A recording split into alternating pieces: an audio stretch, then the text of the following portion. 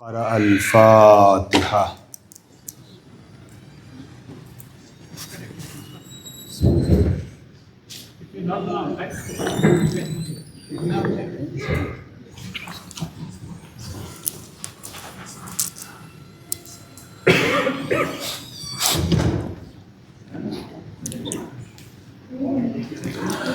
لا حول ولا قوة إلا بالله العلي العظيم.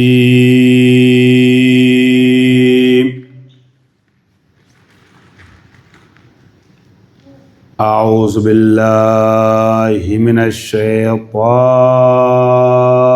اللعين الرجيم.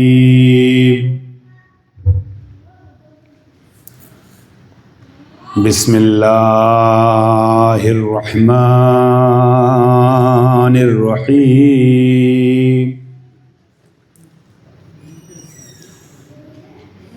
الحمد لله الذي هدانا لهذا وما كنا لنهتدي لولا أن هدانا الله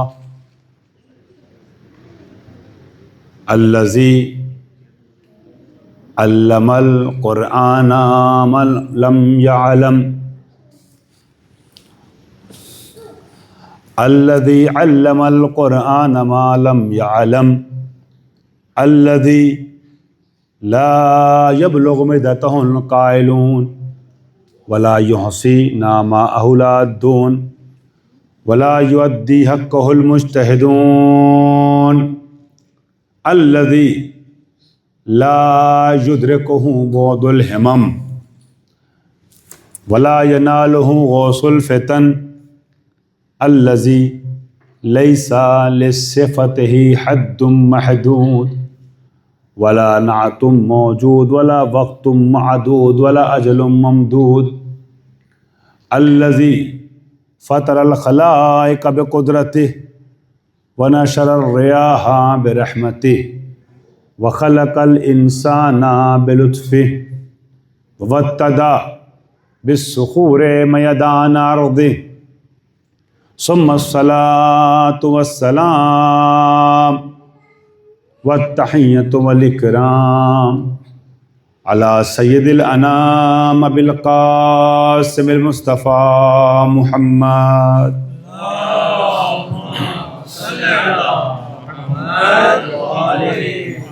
وآله الطيبين الطاهرين المعصومين المنتجبين المظلومين الغر الميامين سيما ابن عمه علي عليه السلام الذي نصبه علما للإسلام ورفعه لكسر الأصنام جازم عناق النواسب الليام وبازع علوم الأدب لحفظ الكلام واللعنة الدائمة الباقية على أعدائهم أجمعين من الآن إلى قيام يوم الدين. أما بعد فقد قال الله الحكيم في كتابه الكريم بسم الله الرحمن الرحيم هل يستوي الذين يعلمون والذين لا يعلمون انما يتذكر اولو الالباب. صلی اللہ علیہ وسلم.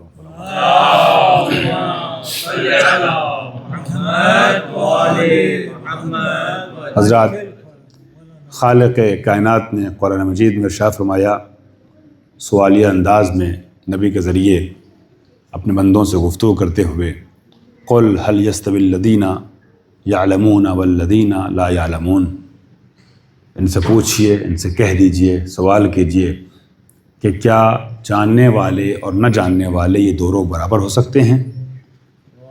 گویا کہنے کا مقصد یہ ہے کہ ہرگز ہرگز عالم اور جاہل یہ مساوی نہیں ہو سکتے، اور اس بات کو صرف وہی سمجھتے ہیں جو صاحبان عقل و شعور ہیں. انما یتذکر اولو الالباب، یہ بات وہی جانتے ہیں، درک کرتے ہیں، تذکرہ کرتے ہیں، ذکر کرتے ہیں، اندازہ لگاتے ہیں کہ جو صاحبان خرد ہیں، صاحبان شعور ہیں. اس آیہ کریمہ کے ذیل میں تاریخ انبیاء کے جھروکے اور فضائل آل محمد کی جھلکیاں عنوان کے تحت گفتگو کا سلسلہ جاری ہے، جس میں لب و لباب اور مرکزیت عظمت علم و علماء کے رخ کو حاصل ہے، اور یہ بیان کیا جا رہا ہے مسلسل کہ خالق کائنات نے تاریخ بشریت میں جب بھی کسی کو کسی پر فضیلت اور برتری عطا کی ہے تو معیار برتری علم کو قرار دیا ہے، اور آدمیت کے آغاز میں ہی، انسانیت کی ابتدا میں ہی پروردگار عالم نے جب فرشتوں کے اوپر بشر کو ترجیح دیتے ہوئے بشر کی خلافت کا اعلان کیا تو وہاں پر بھی خالق کائنات نے معیار برتری آدم کے لیے علم کو قرار دیا۔ اور عزیزان گرامی، میں نے آپ کی خدمت میں عرض کیا کہ خالق کائنات نے جب یہ اعلان کیا سورہ بقرہ میں وَإِذِ ابْتَلَىٰ إِبْرَاهِيمَ رَبُّهُ بِكَلِمَاتٍ فَأَتَمَّ خالق کائنات نے ارشاد فرمایا اِذْ قَالَ رَبُّكَ لِلْمَلَائِكَةِ إِنِّي جَاعِلٌ فِي الْأَرْضِ خلیفہ۔ یہ اِذ کئی جگہ آیا، جناب ابراہیم کے تذکرے میں بھی، جناب سلیمان کے تذکرے میں بھی، مختلف نبیوں کے تذکرے میں نے کل عرض کیا تھا، لیکن سب سے پہلے نبی جناب آدم کے تذکرے میں آیا ہے، بہت سے نبیوں میں، لیکن پہلے نبی کے سلسلے سے بھی آیا۔ وَإِذْ قَالَ رَبُّكَ لِلْمَلَائِكَةِ إِنِّي جَاعِلٌ فِي الْأَرْضِ خلیفہ۔ نبی یاد کیجئے اس وقت کو کہ جب ہم نے یہ اعلان کیا فرشتوں سے کہ میں زمین پر خلیفہ بنانے والا ہوں، تو فرشتوں نے یہ آواز دی أَتَجْعَلُ فِيهَا مَن يُفْسِدُ فِيهَا وَيَسْفِكُ الدِّمَاءَ نَحْنُ نُسَبِّحُ بِحَمْدِكَ وَنُقَدِّسُ لَكَ۔ میں کل کی گفتگو سے آج کی گفتگو کو جلدی مرتبط کر رہا ہوں۔ فرشتوں نے یہ آواز دی خدایا زمین پہ کیا اپنا ریپریزنٹیٹیو، اپنا نمائندہ، اپنا خلیفہ انہیں بنائے گا جو فساد برپا کریں، جو خوریزی کریں؟ ہم تیری تسبیح و تقدیس کرتے ہیں، تیری تحلیل کرتے ہیں، تیرا سجدہ کرتے ہیں، تیری عبادت کرتے ہیں، ہم میں سے کسی کو خلیفہ کیوں نہیں بنا دیتا؟ آواز قدرت آئی انی اعلم ما لا تعلمون، جو میں جانتا ہوں وہ تم نہیں جانتے۔ میں بہت تیزی سے سورہ بقرہ کی ان آیات کو پیش کرنے کے بعد آپ کو سورہ سعد کی آیات پہ لے کے جاؤں گا اور وہاں تھوڑی دیر روکنا چاہوں گا۔ عزیزان گرامی، خالق کائنات نے یہیں پہ گفتگو کو روک نہیں دیا، بلکہ فرشتوں کے اطمینان کے لیے امتحان کا مرحلہ بھی طے کیا۔ چنانچہ دونوں کو علم عطا کیے، دونوں کو کچھ باتیں سکھا دیں۔ وَعَلَّمَ آدَمَ الْأَسْمَاءَ كُلَّهَا ثُمَّ عَرَضَهُمْ عَلَى الْمَلَائِكَةِ۔ آدم کو بہت سے اسماء کے بارے میں باخبر کر دیا، پھر ان اسماء سے، ان ناموں سے، ان کلمات سے فرشتوں کو آشنا کرتے ہوئے آواز دی پہلے فرشتوں سے انبئونی باسماء ہؤلاء، اے میرے فرشتوں تم بہت دعوے کرتے تھے تو ہم نے کچھ باتیں تمہیں بھی بتائی ہیں، کچھ باتیں آدم کو بھی بتائی ہیں۔ اب میں پوچھنا چاہتا ہوں کہ جو میں نے تمہیں باتیں بتائی اس سے تم سمجھے کیا؟ اس سے ذرا آگے کی کچھ باتیں بتاؤ۔ دو معلوم کو جوڑ کے تیسرے مجہول کا تک پہنچنا یہ عقل کا کام ہے۔ معلومات تو فرشتوں کو مل گئیں، مگر ان معلومات کا ذریعے مجہولات تک پہنچنے کی صلاحیت آدم کے پاس ہے۔ میرا جملہ پہنچ رہا ہے؟ عزیزان گرامی، چنانچہ فرشتوں نے یہ آواز دی لا علم سبحانک لا علم لنا الا ما علمتنا، پروردگار ہمارے پاس بس اتنا ہی علم ہے جتنا تو نے بتا دیا، اس سے آگے ہم کچھ نہیں کہہ سکتے۔ تو اللہ نے آدم سے کہا یا آدم انبئہم باسماء ہؤلاء، آدم تم ذرا ان کے بارے میں بتاؤ جن کے بارے میں یہ نہ بتا سکے۔ فلما انباہم باسمائہم، جب آدم نے ان ناموں کے بارے میں بتا دیا فرشتوں کو، تو خالق کائنات نے اس بشر کی وجہ سے اپنی معصوم مخلوق پر مباحات کرتے ہوئے آواز دی الم اقل لکم انی عالم غیب السماوات والارض، کیا میں تم سے نہیں کہتا تھا میرے فرشتوں کہ میں زمین و آسمان سے واقف ہوں، باخبر ہوں کہ زمین و آسمان میں کیا کیا چھپا ہوا ہے، میں غیب زمین و آسمان سے باخبر ہوں، اور کیا میں نہیں جانتا ہوں، میں تم سے نہیں کہتا تھا کہ عالم ما تبدون وما کنتم تکتمون، جو تم ظاہر کرتے ہو اس کو بھی میں جانتا ہوں، جو چھپاتے ہو اس کو بھی جانتا ہوں۔ اللہ تعالیٰ نے ایک طریقے سے مباحات کیا ہے فرشتوں پر اس بشر کے ذریعے۔ دیکھو تو صحیح کہ ہم نے کیسی مخلوق بنا دی کہ تم معصوم فرشتوں سے بھی بہتر مظاہرہ کر رہی ہے۔ غور کر رہے ہیں آپ؟ عزیزان محترم، اور میں نے آپ کے یہاں کی اس مجلس میں عرض کیا تھا کہ اسی مخلوق کو بنانے کے بعد خالق کائنات نے اپنی صنعیت کا قصیدہ پڑھتے ہوئے آواز دی، لقد خلقنا الانسان فی احسن تقویم، میری سب سے اچھی مخلوق یہ انسان ہے۔ گفتگو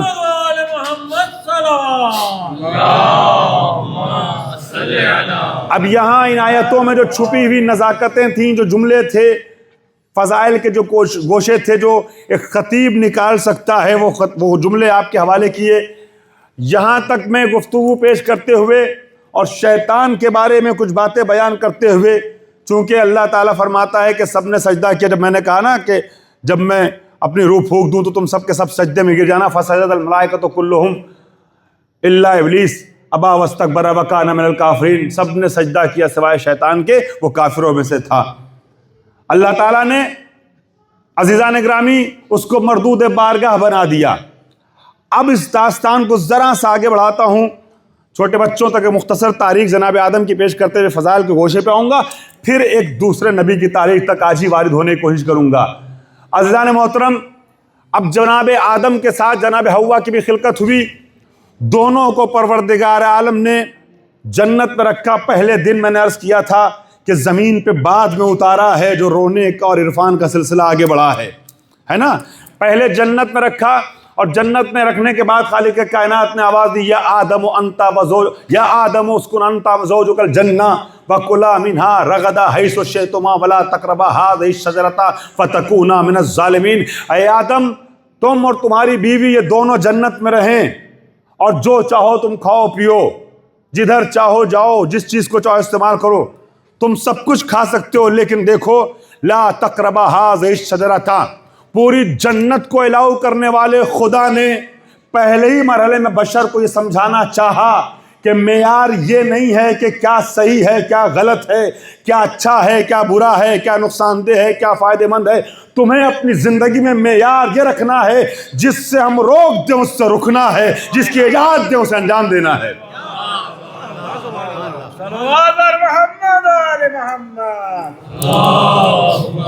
تمہیں اپنی عقلوں سے فیصلہ نہیں کرنا اپنے اچھے و برے کے لیے۔ شیطان تو تمہارے پیچھے رہے گا ہی، شیطان اسی چیز کو اچھا بتانے کی کوشش کرے گا جس سے ہم نے روکا ہے۔ میں کوئی عرض کر رہا ہوں، یہ قرآن کی آیت ہے جو میں نے اردو میں پیش کر دی، زین لہم الشیطان، ہے نا۔ شیطان اسی کو زینت بنانے کی کوشش کرتا ہے، دماغ میں وسوسے ڈالتا ہے۔ اللہ تعالیٰ پوری جنت آدم کے لیے جائز کر دی، چاہتا وہ اسے ایک درخت کو بھی جائز کر دیتا، مگر انسانیت کو شروع سے ہی میسج دینا چاہ رہا تھا، سب تمہارے الاؤ ہے مگر اس درخت کے قریب نہ جانا، لا تقربا ہذہ الشجرۃ، تم دونوں اس درخت کے قریب نہ جانا، فتکونا من الظالمین، اگر چلے گئے تو ظالموں میں سے ہو جاؤ گے۔ میں ظالموں کا ترجمہ اردو میں نہیں کر رہا ہوں، اس لیے کہ نبی کی بات کرتے بہت ڈر لگتا ہے، میں نے جو قرآن میں لفظ تھا وہی دہرا دیا، فتکونا من الظالمین۔ عزیزان گرامی، لیکن ہوا کیا، فازلہم الشیطان، شیطان تو دشمن ہے ہی کھلا، قرآن نے کہا انہ لکم عدو مبین، تمہارا کھلا ہوا دشمن ہے۔ وہ کھلا ہوا دشمن آدم سے بھی عداوت کرتا، آدم کی اولاد سے بھی۔ عزیزان گرامی، اس نے پہلی قسم کھائی کہ ہم بہکانے کی کوشش کریں گے۔ فازلہم الشیطان، یہاں بھی لفظوں کو سنبھالتے ہوئے آگے بڑھنا ہے۔ شیطان نے ان دونوں کے قدموں میں ڈگمگاہٹ لانے کی کوشش کی۔ عزیزان محترم، شیطان نے یہ کہا کہ اللہ نے قریب جانے سے روکا ہے، درخت کھانے سے نہیں منع کیا ہے۔ اگر آدم اور حوا، اسپیشلی جناب آدم، درخت کے قریب چلے جاتے تو صراحتاً حکم خدا کی مخالفت ہوتی اور یہ گناہ ہوتا۔ عزیزان محترم، نبی گناہ تو نہیں کرتا، معصوم ہوتا ہے، مگر ترک اولا سرزد ہو گیا۔ قریب جانے سے منع کیا تھا، وہ عقل بشری دے کے اللہ نے جو پیدا کیا تھا، اسی عقل بشری کی بنیاد پہ آدم کو یہ جواب دینا تھا، قریب جانے سے روکا ہے تو ہم درخت کا پھل بھی نہیں کھائیں گے۔ قریب چلے جاتے تو گنہگار ہو جاتے، قریب تو نہیں گئے، حکم خدا کی صراحتاً مخالفت تو نہیں ہوئی، مگر اس پھل کا درخت شیطان نے لا کے دیا تو تناول کر لیا۔ یہ ایک بہانہ ملا مشیت کو، چونکہ آدم و حوا کو پیدا کیا گیا تھا اس سرزمین کے لیے، اتار دیا گیا آسمان پہ جنت میں، بغیر بہانے کے زمین پہ بھیج دیتا خدا تو بشر کو تقاضائے بشریت کے تحت شکوے کا حق ہوتا۔ ہماری خطا کیا تھی؟ میں کچھ کہہ رہا ہوں. لہٰذا اب جب اس پھل کو کھا لیا درخت ممنوعہ کے تو مشیت کو ایک بہانہ ملا ان دونوں انسانوں کو ان نعمتوں کی دنیا سے نکال کے ارض بلا پہ بھیجنے کا. جہاں انسانیت کا آغاز ہونا ہے. میں بہت سنبھلتے بہت سی باتیں پیش کر رہا ہوں. میں سمجھتا ہوں سب کے ذہن تک وہ باتیں پہنچ رہی ہے جو میں پہنچانا چاہتا ہوں. عزیزان گرامی، اس زمین پہ دونوں آئے. عزیزان محترم، دونوں اس زمین پہ روتے رہے. عزیزوں، اللہ تعالیٰ نے کہا کہ تم دونوں زمین پہ اتر جاؤ. یہاں سے سلسلہ آدمیت کا آگے بڑھا. میں نے اس دن پہلی مجلس میں عرض کیا تھا اشرے کی کوہ سراندیپ اور میدان عرفات، کوہ سراندیپ اور سرزمین جدہ سے چلتے چلتے دونوں عرفات کی وادی میں ملے. اس کے بعد ان دونوں کی نسل آگے بڑھی، نسل بشریت. پہلے دو بیٹے جو تھے، ایک کا نام حابیل اور ایک کا نام قابیل. مجھے تاریخ جناب نوح تک آج پہنچنا ہے. یہ مختصر تاریخ اس لیے پیش کر رہا ہوں جناب آدم کی کہ جو لوگ آئے ہیں ان تک ذرا سا تاریخ پہنچ جائیں اور جو آنے والے ہیں وہ آ جائیں، مجمع اکٹھا ہو جائے تو فضائل کی وادی میں آگے بڑھوں. عزیزان محترم، حابیل و قابیل یہ دو بیٹے جناب آدم کے. عزیزان محترم، انسانوں میں شروعات سے ہی جیلسی، جلن، حسد کا ایک سلسلہ شروع ہو گیا. جناب حابیل جو نیک تھے ان کی قربانی کو اللہ نے قبول کر لیا. قابیل کی قربانی قبول نہیں ہوئی، مسترد کر دی گئی چونکہ قابیل گھمنڈ اور غرور کا شکار تھا. انہوں نے معمولی سا جانور، معمولی سی قربانی پیش کی. اس نے بہت زبردست طریقے سے دکھاوے کی کوشش کی. اللہ تعالیٰ نے کم قبول کر کے بتا دیا ہم کیفیت کو پسند کرتے ہیں، کمیت کے محتاج نہیں ہیں. تم زیادہ دکھا کر کے روب ظاہر کرنے کی کوشش مت کرنا. کم ہو یا زیادہ ہو مگر عمل میں اخلاص ہونا چاہیے، نیت خالص ہونی چاہیے. چنانچہ اب قابیل نے اپنے بھائی کو قتل کر دیا. تاریخ انسانیت کے پہلے شہید جناب حابیل بنے جو نیک تھے. مگر قابیل سے عزیزان گرامی ہدایت کا سلسلہ آدم کے بعد آگے نہیں بڑھا. جناب آدم کے کچھ اور بچے بھی تھے. ان میں سے ایک جناب شیش تھے جن کی قبر، جیسے جناب آدم ہند قدیم کے سرزمین پہ کوہ سراندیپ پہ اترے تھے نا، ان کی قبر ایودھیا کی سرزمین جو فیض آباد ہم کہتے ہیں وہاں جناب شیش کی قبر موجود ہے آج بھی. جناب شیش جناب آدم کے بیٹے یہ دوسرے نبی تھے جناب آدم کے بعد. یہاں پہ ذرا سا میں تاریخ کو بھی روک رہا ہوں، جناب نوح تک آپ کو لے کے چلوں گا. مگر پھر تھوڑی دیر کے لیے میں واپس آنا چاہتا ہوں کہ جو وعدہ کیا تھا سورہ 7 کی کچھ آیتیں پیش کرنی تھی، وہاں آپ کو لے کے جاؤں گا. ایک بار مل کے صلوہ پڑھے پر محمد و آل محمد.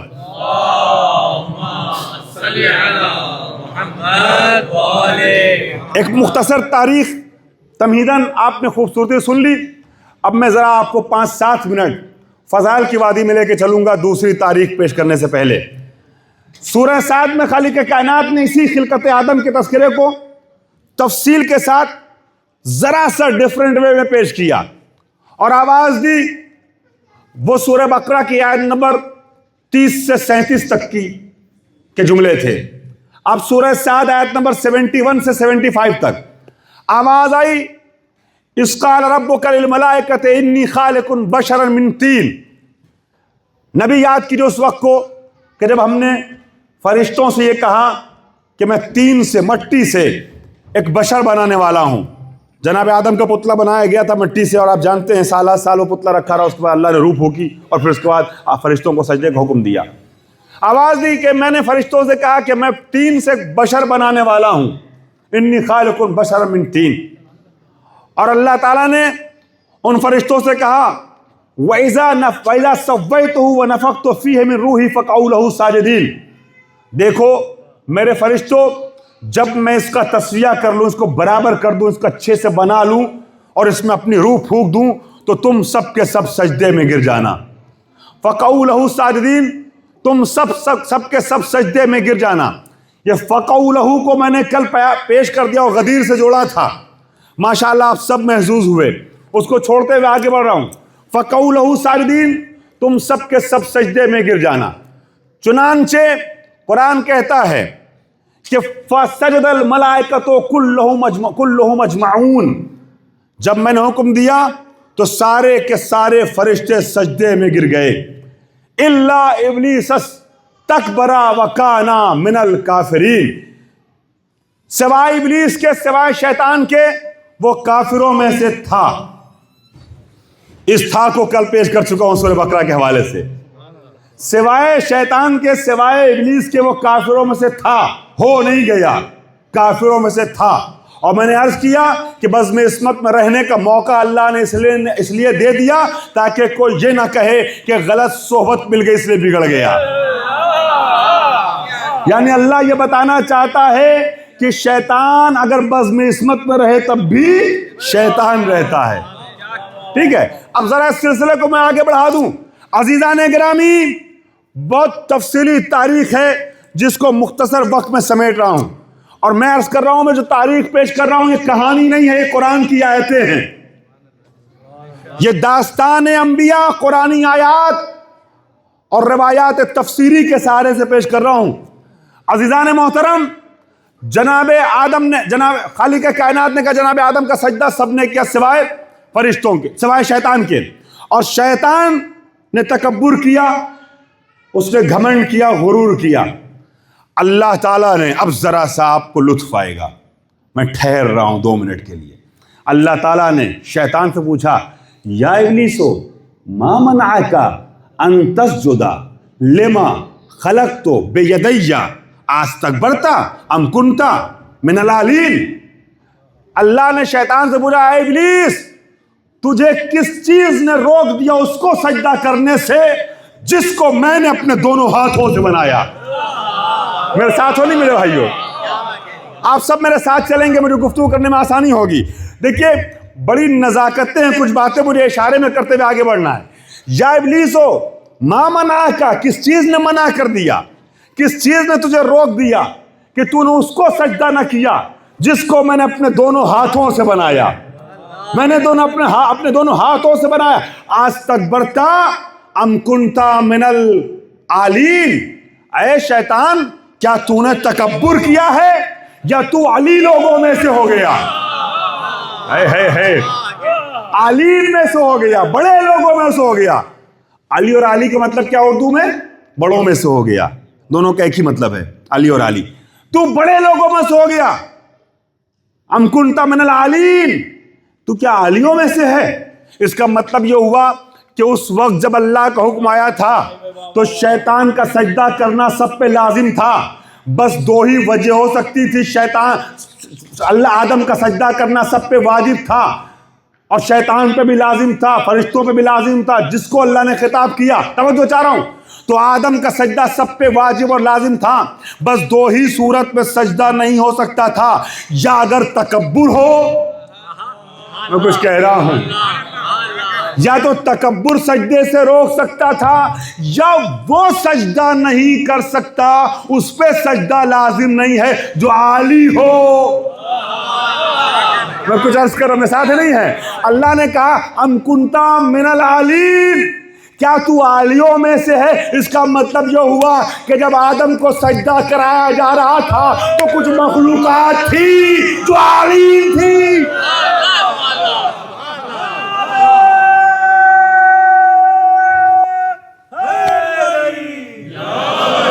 सलामत जज़ाकुमुल्लाह। कुछ लोग थे जो आलीन में थे, या तकब्बुर की वजह से सजदा नहीं होगा, या अगर आलीन में से हो, है ना। अब ये आलीन में से तो था नहीं, मगर हाँ कुछ थे आलीन, जिनकी तरफ मैंने कल शेख सदूक की रिवायत पेश कर दी, इशारा किया शेख सदूक की रिवायत का कि आदम ने खिलकत के वक्त पूछा, परवरदिगार, उन्होंने हमारे पंजतन को देखने के बाद क्या मुझसे पहले बना दिया? अज़ीज़ान गिरामी, अब जब अल्लाह ने पूछा कि शैतान तूने क्यों नहीं सजदा किया, जनाब आदम के ये तस्करे थोड़े थोड़े यहाँ वहाँ से आपने तो सुने होंगे, कुछ आयतें इधर उधर की सुनी होंगी अक्सर, या पढ़ी होंगी तर्जुमे के साथ, मगर मैं सबको जोड़ रहा हूँ, मुर्तबित करके आपके हवाले एक मुस्तकिल मौजू के उन्वान से पूरी मजलिस पेश कर रहा हूँ। अज़ीज़ान गिरामी, अल्लाह ने पूछा अस्तकबरता अम कुन्ता मिनल आलीन, क्या तूने तकब्बुर किया तो मुतकब्बिर हो गया, या आलीन में से था? आली वो है जो वाकईन बड़ा हो, मुतकब्बिर वो हो जो बड़ा ना हो, अपने को बड़ा दिखाए। हैं? دونوں میں بڑائی ہے، بزرگی ہے، مگر دونوں کی بزرگی میں فرق یہ ہے میرے بھائیوں، متکبر بھی بڑا، عالی بھی بڑا، مگر متکبر وہ ہے جو اصل میں بڑا ہوتا نہیں ہے، اپنے کو بڑا سمجھتا ہے، اور عالی وہ ہے جو واقعاً بڑا ہے۔ تو یا متکبر سجدہ نہیں کرے گا تو لعنتی ہو جائے گا، اور یا وہ ہوگا سجدے سے معاف کہ جو عالی ہو۔ کچھ لوگ تھے، جیسے اللہ نے پوچھا کہ تو نے سجدہ نہیں کیا، کیوں نہیں کیا، تو اس نے تکبر کی نشانی ظاہر کی۔ عالی تو تھا نہیں، علی تو تھا نہیں، بڑا تو تھا نہیں، اس نے تکبر کی علامتیں ظاہر کرتے ہوئے کہا انا خیر منہ، انا خیر منہ خلقتنی من نار وخلقتہ من طین۔ یہ اپنے گھر کی روایت نہیں پڑھ رہا ہوں، یہ قرآن کی آیت ہے۔ شیطان نے کہا کہ میں اس سے بہتر ہوں، میں آدم سے بہتر ہوں، اس لیے کہ تو نے مجھے آگ سے بنایا ہے اور آدم کو مٹی سے پیدا کیا ہے۔ وہ یہ دلیل دے رہا ہے کہ آگ جو ہے وہ مٹی سے افضل ہے، بہتر ہے۔ شیطان ہے ضرور، مگر اتنا کچا بھی نہیں ہے نا۔ کچھ تو تھا اس کے پاس ایسا بھی کہ معصوم فرشتوں کو دھوکہ دے دیا۔ فرشتے اپنے سے ہی بہتر سمجھتے رہے بہت عرصے تک، جب تک چھپا رہا۔ عزیزان گرامی، تو کچھ تو تھا، اس کی بنیاد پر اس نے دلیل دینا شروع کی، اور یہ نہیں پتا اس کو کہ دلیل کس کے سامنے دے رہے ہیں۔ خالق کے سامنے کوئی دلیل نہیں چلتی، کوئی آرگومنٹ نہیں چلتا، ہے نا، وہ معبود ہے۔ عزیزان محترم، اس نے دلیل دینا شروع کی کہ ہم بہتر ہیں اس لیے کہ ہم آگ سے بنے، یہ مٹی سے بنے۔ عزیزو، اس سے غرور یہ تھا کہ آگ بہتر ہے، وہ ظاہری چمک دمک پہ جا رہا تھا، اسے حقیقت کا علم نہیں تھا۔ حقیقت میں اگر دیکھا جائے تو آگ کے مزاج میں خیانت ہے، مٹی کے مزاج میں، خاک کے مزاج میں امانت داری ہے۔ نہیں میں جملہ پہنچا سکا۔ عزیزان گرامی، ہزار دانے اگر آپ آگ کے حوالے کیجئے گا، سب جلا کے راکھ کر دے گی۔ ایک دانہ زمین کے حوالے کیجئے گا، 1000 دانے بنا کے دے گی۔ تو اس کی فطرت میں، اس کی خلقت میں عزیزان گرامی کیا ہے؟ آگ میں خیانت کا رخ پایا جاتا ہے، اور مٹی میں امانت کا پہلو پایا جاتا ہے۔ دلیلیں اگر دی جائیں تو اس سے بہت سی ایسی دلیلیں دی جا سکتی ہیں جس سے مٹی بہتر ثابت ہو سکتی ہے، لیکن عزیزان گرامی وہ اللہ کے مقابلے میں گفتگو اور بحث کرنا چاہ رہا تھا، اس راز کو نہیں جانتا تھا کہ حکم خدا کے آگے چوں چرا نہیں ہے۔ پروردگار عالم نے اس متکبر کو، اس مغرور کو بزم عصمت سے باہر نکال دیا اور آواز دی فاخرج منہا انک رجیم، نکل جا ہماری بارگاہ سے، تو مردود بارگاہ ہے۔ عزیز، شیطان نے کہا اچھا جا تو رہا ہوں، اب دوسری جگہ خالق کائنات نے اس منظر کو پیش کیا کہ اچھا جا رہا ہوں مگر مجھے مہلت دے دے، مہلت دے دے، کب تک کی؟ الی یوم یبعثون، روز قیامت تک کی مہلت۔ اللہ نے کہا مہلت دے دی، کہ اب میں جب مہلت مل گئی، اس کو زندگی مل گئی قیامت تک کی، تو آواز دی لاقعدن علی صراطک المستقیم، خدایا میں تیرے سیدھے راستے پہ بیٹھوں گا، میں صراط مستقیم پہ بیٹھوں گا، اور کروں گا کیا؟ دائیں سے بائیں سے آگے سے پیچھے ہر طرف سے آنے والے تیرے بندوں کو بہکاؤں گا، تیرے بندوں کو بہکاؤں گا، الا عبادک منہم المخلصون، جو خالص بندوں ہیں ان کی بات الگ، شیطان بھی جانتا تھا کہ سب کو نہیں بہکا پائے گا، میں بہکاؤں گا۔ عزیزان محترم، اللہ تعالیٰ نے کہا جا، مگر یاد رکھ تو نے، ذرا خطابت کے انداز میں ایک جملہ سن لیے گا، تو نے 4 جہتیں تو بیان کی، دائیں بائیں سامنے پیچھے، مگر 2 جہتیں بھول گیا۔ اگر میرا کوئی خطا کار بندہ توبہ کرتے ہوئے سر کو بلند کر دے گا، دست سوال کو پھیلا دے گا، تو اسے معاف کر کے اپنا بنا لوں گا۔ کوئی شرمندہ ہو کر کے سجدے میں سر رکھ لے گا، اسے جنتی بنا دوں گا۔ غور کر رہے ہیں؟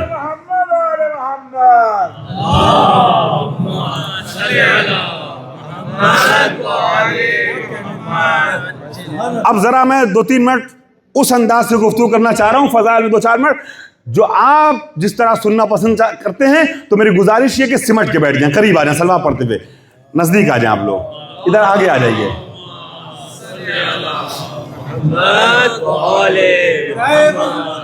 حضرت ابو طالب علیہ السلام وعلى ابو طالب علیہ السلام بلند صلوات، اللهم صل علی محمد وعلى محمد۔ نہیں ایسے نہیں، آپ کا ساتھ دیتے ہوئے سب مل کے بہت سے بلند سلوات پڑھیں۔ اللهم صل علی محمد وعلى محمد۔ اب عزیزان گرامی، اللہ تعالیٰ نے شیطان سے کہا کہ ما منعکا، تجھے کس چیز نے روک دیا؟ اس نے کیا کہا کہ میں افضل ہوں، اس لیے کہ میں آگ سے بنا ہوں، یہ مٹی سے بنے ہیں۔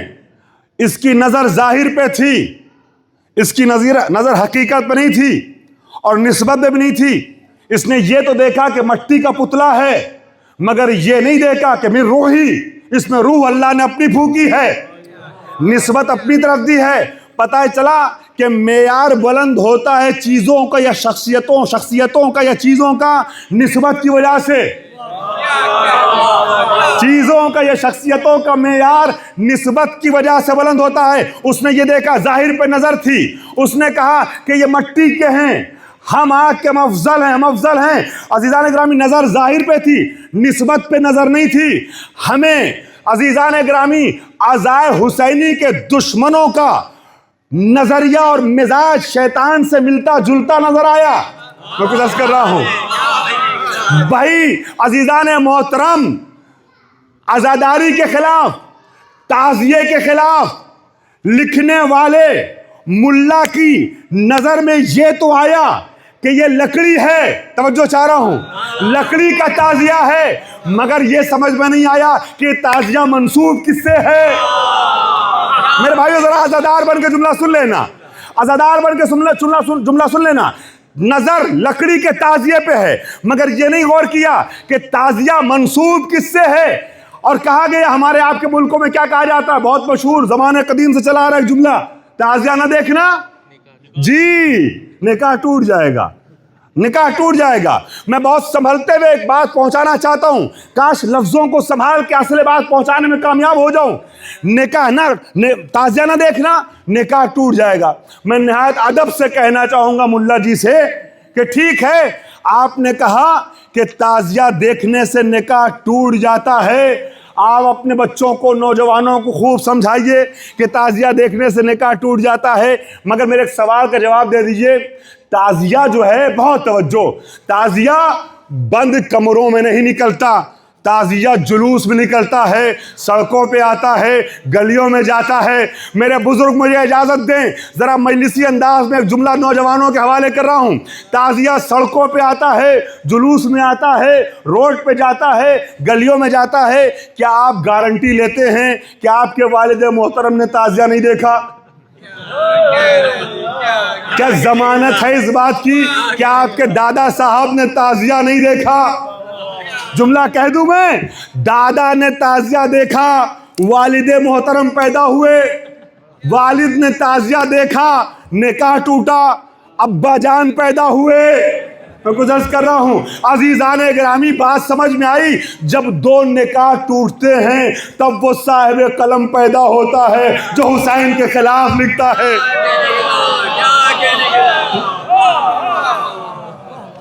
عزیز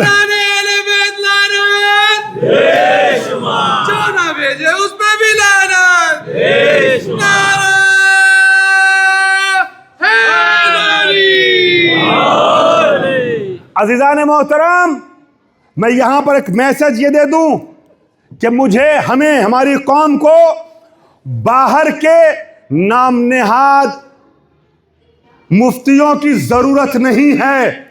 ہماری عزاداری، ہمارے مذہب، ہماری شریعت میں استحکام رکھنے کے لیے الحمدللہ مراجع کرام کی شکل میں ہمارے پاس خود بزرگ علماء موجود ہیں، جب ضرورت پڑتی ہے تو وہ رہنمائی کرتے ہیں۔ عزاداری ہو، روزہ ہو، نماز ہو، زمانے کے اعتبار سے ہم سے بہتر شریعت الہی پہ نظر رکھنے والا فقیہ موجود ہوتا ہے، جو کہنے کو ایک کونے کمرے میں ہوتا ہے مگر دنیا کو ہماری طریقے سے یوں نہیں دیکھتا ہے بلکہ دنیا سے اوپر جا کے نظر رکھتا ہے۔ تو وہ رہنمائی کرنے کے لیے ہمارے علماء موجود ہیں۔ عزیزان اکرامی، عظمت علم و علماء کے تحت گفتگو چل رہی ہے۔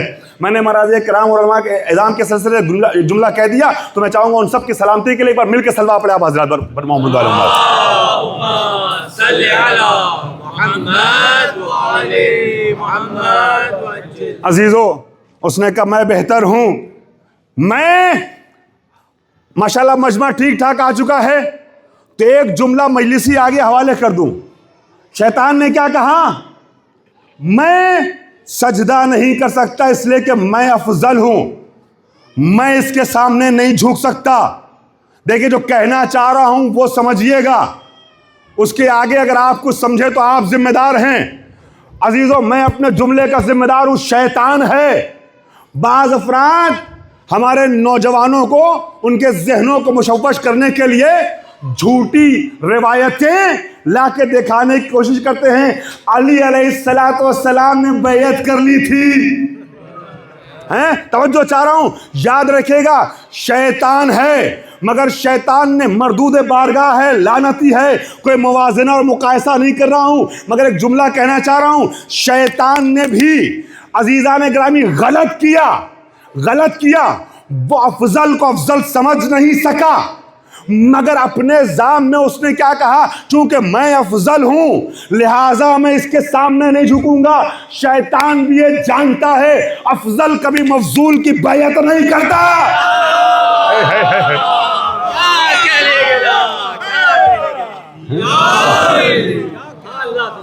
وہ لوگ تو شیطان سے بھی گئے گزرے نکلے جنہوں نے یہ تصور کر لیا۔ عزیزان گرامی، البتہ یہ کنفیوژن نہ رہے کہ پہلے عرض کر چکا ہوں، آدم نبی ہیں، آدم افضل یقیناً ہیں مگر وہ فکر کم سے کم اتنا بڑا جاہل بھی یہ تو جانتا ہے کہ افضل جو ہے وہ افضول کے آگے نہیں جھکتا، افضل مفضول کی بیعت نہیں کر سکتا۔ مجھے آگ سے بنایا اور ان کو مٹی سے بنایا۔ عزیزان محترم، یہ قیاس تھا، اسی کو قیاس کہتے ہیں، اسی کو استحسان کہتے ہیں، حکم خدا کے مقابلے میں اپنی عقل کا استعمال۔ اسی لیے جب چھٹے امام کے زمانے میں وہ مل کے صلی اللہ علیہ وسلم،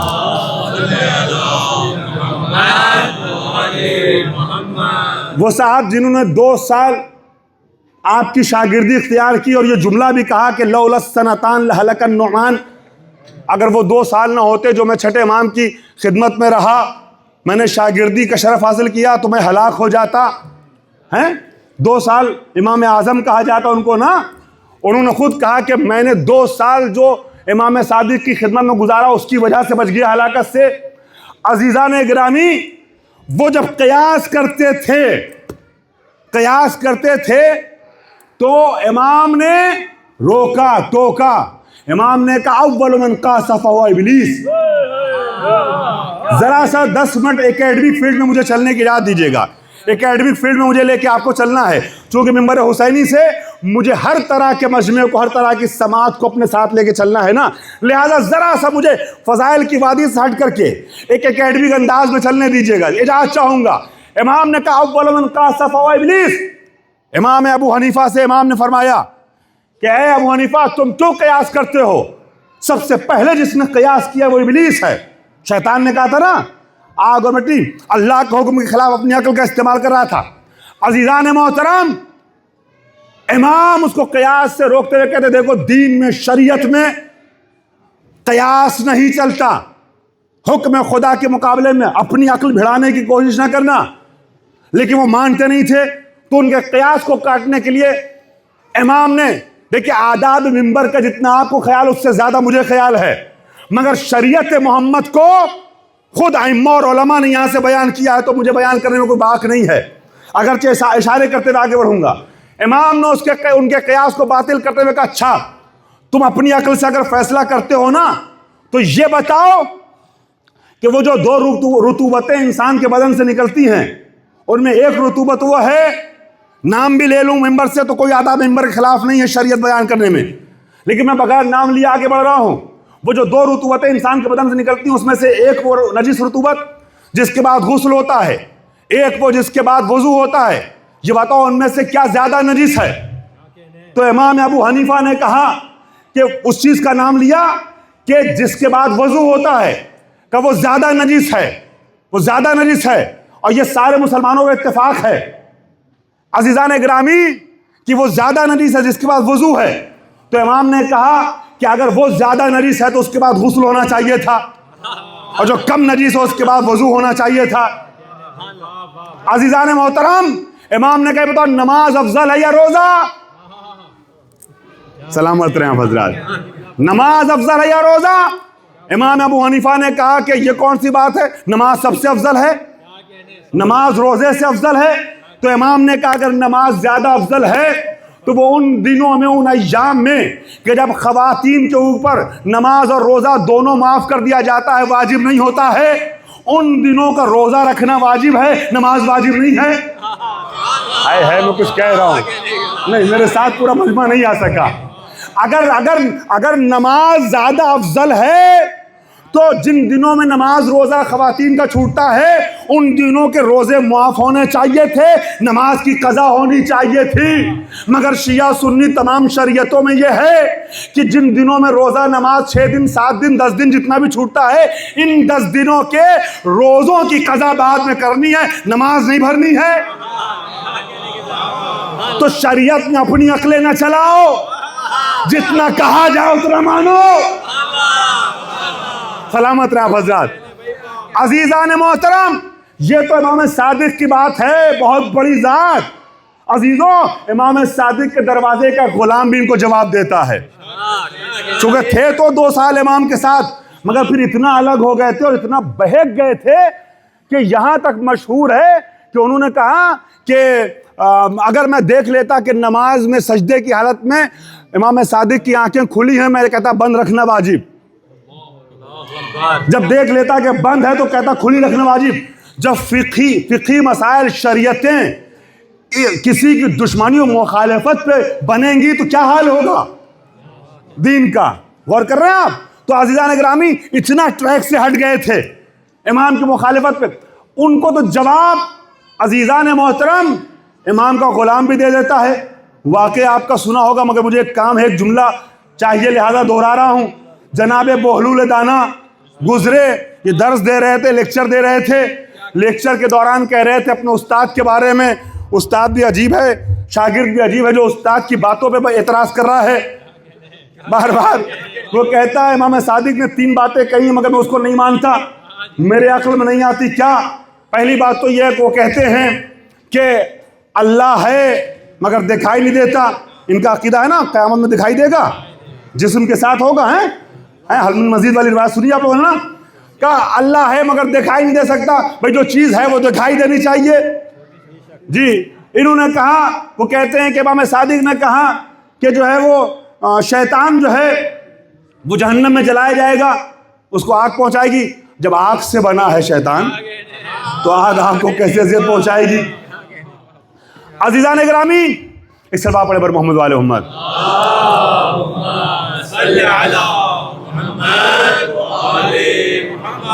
اور ساتھ میں ایک چیز کہتے ہیں، وہ ہمارے یہاں 2 الگ نظریے ہیں اہل سنت بھائیوں کے یہاں۔ نظریہ جبر و تفویض، اسے پیش کرنے کا وقت نہیں ہے چونکہ میں نے 10 منٹ اکیڈمک باتوں کے لیے مانگا ہے، اشارہ صرف کر رہا ہوں۔ نظریہ جبر و تفویض عقیدے کے لحاظ سے، کہ فقہی لحاظ سے جیسے ہمارے 5 مکتب ہیں اسلام میں، حنفی، مالکی، شافعی، حنبلی اور جعفری، ہم فقہی اعتبار سے 5 فرقے ہیں۔ ویسے عقیدے کے لحاظ سے کئی فرقے ہیں، جس میں 3 بہت مشہور ہیں، بڑے فرقے ہیں۔ 2 اہل سنت کے جنہیں اشاعرہ و معتزلہ کہتے ہیں، ایک ہمارا ہے جسے امامیہ کہتے ہیں۔ امامیہ اور معتزلہ جو ہیں وہ ساتھ ملا کے عدلیہ بھی کہلاتے ہیں، چونکہ ہم عدل الہی کے قائل ہیں، اشاعرہ نہیں مانتے عدل الہی کو، لہٰذا وہ معتزلہ اور امامیہ سے الگ ہیں۔ ٹھیک ہے، اب یہاں پر نظریہ جبر و تفویض ہے ان دونوں کے یہاں۔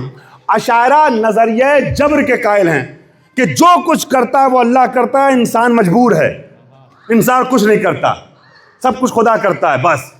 मुअतज़िला इसके बरक्स नजरिया तफवीज़ के कायल हैं कि जो कुछ करता है वो सब बंदा करता है, अल्लाह ने पैदा करके छोड़ दिया है। ये दोनों नजरिए खतरनाक हैं। अगर नजरिया जबर को आप मानेंगे तो जन्नत और जहन्नम का मकसद नहीं रह जाएगा। जरा सा आप इस बात का सबूत दें कि आप ऑस्ट्रेलिया में हैं और यहाँ हमारे मुल्कों की क्रीम आई है ना। हम जब वहाँ से आते हैं तो यही तसव्वुर लेके आते हैं क्रीम है, तो ये मौला की मोहब्बत में जोश में भी आते हैं और इल्मी बातों पे खुश होते हैं। तो मुझे आपको रिस्पांस देते हुए इस बात का सबूत देना है कि मेरा तसव्वुर सही है आपके लिए हैं। अजीजान गिरामी, तो अगर नजरिया जबर को माना तो इसका मतलब ये हुआ कि जन्नत और जहन्नम ला हासिल है, बेफायदा है। इसलिए कि जब खुदा ही सब कुछ करता है तो हमें किस बात की सजा मिलेगी? सलामत रहें। हम क्यों जन्नत और जहन्नम में जाएं? और अगर नजरिया तफवीज माना जाए, मुझे बुजुर्ग इजाजत दें उलमा की बातों को सादा लफ्जों में आसान बना के कह दूं। अगर नजरिया तफवीज माना जाए, सही है कि अल्लाह ने सब कुछ हमारे हवाले कर दिया है, सारा इख्तियार हमें दे दिया है, हमें पैदा किया, फिर उससे कोई मतलब नहीं हमसे, तो इसका मतलब ये हुआ कि खुदावंद आलम एक घड़ी साज बन गया है। थोड़ी देर में जुमला पहुंचेगा। अचानक कह दिया ना, अल्लाह ताला घड़ी साज है, घड़ी बनाने वाला है। आपने देखा घड़ी बनाने वाले ने ये घड़ी बनाई, मैंने किसी स्टोर से 10 साल पहले खरीदा, 10 साल से घड़ी खुद से चल रही है, मेरे हाथ में है। उसको क्या पता घड़ी किस हाल में है, चले चाहे रुक जाए, उसका कोई इख्तियार नहीं है घड़ी साज का, वो बना के हट गया। अजीजान गिरामी, मोबाइल बनाने वाला बना के हट गया, मोबाइल आपके हाथ में, उसका कोई कंट्रोल नहीं इस पे, जैसे चाहे चले। गौर कर रहे हैं? तो ये घड़ी साज की तरीके से अल्लाह मियां हो गए कि अल्लाह ने बंदों को बना दिया, अब बंदों पे अल्लाह का कोई इख्तियार ही नहीं है, जो चाहे जैसे चाहे करे। ये दो गिरोह थे जिधर बट रहा था आलम इस्लाम। अशायरा नजरिया जबर को इनकरेज कर रहे थे, तरवीज कर रहे थे, और यही नजरिया जबर जो था वो यजीदी नजरिया था, बनी उमैया का नजरिया था। इसी बनी उमैया के नजरिए को ये गवर्नमेंट हुकूमतें आगे बढ़ा रही थी। ये बनी उमैया वाले खुद जुर्म करते थे, अपने जुर्म को अल्लाह से मंसूब करते थे कि हम तो मजबूर हैं, जो कुछ किया अल्लाह ने किया। तभी तो जनाब ज़ैनब से पूछा था उस बादशाह और हाकिम ने कि कैफ़ा रअयते सुन अल्लाह बिअख़ीकल हुसैन, ऐ ज़ैनब तुमने अल्लाह की करनी को अपने भाई के साथ कैसा पाया? तो ज़ैनब ने भरे दरबार में आंखों में उस हाकिम की आंखों में आके डाल के कहा था, मा रअयतु इल्ला जमीला।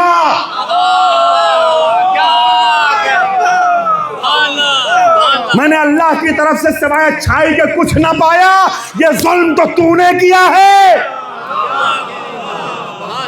यह हुकूमत परवान चढ़ा रही थी इस नजरिए जबर को, ताकि अपनी काली करतूतों से अपना हाथ साफ कर सके और अल्लाह तक मंसूब कर सके।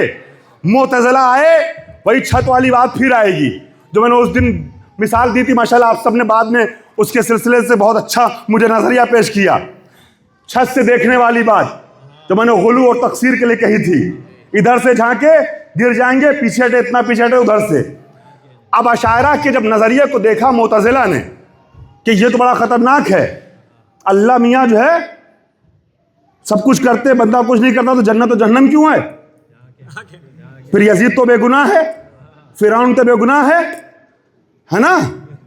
आज का फिरौन भी बेगुनाह है। सलामत रहें ज़दारो आप लोग।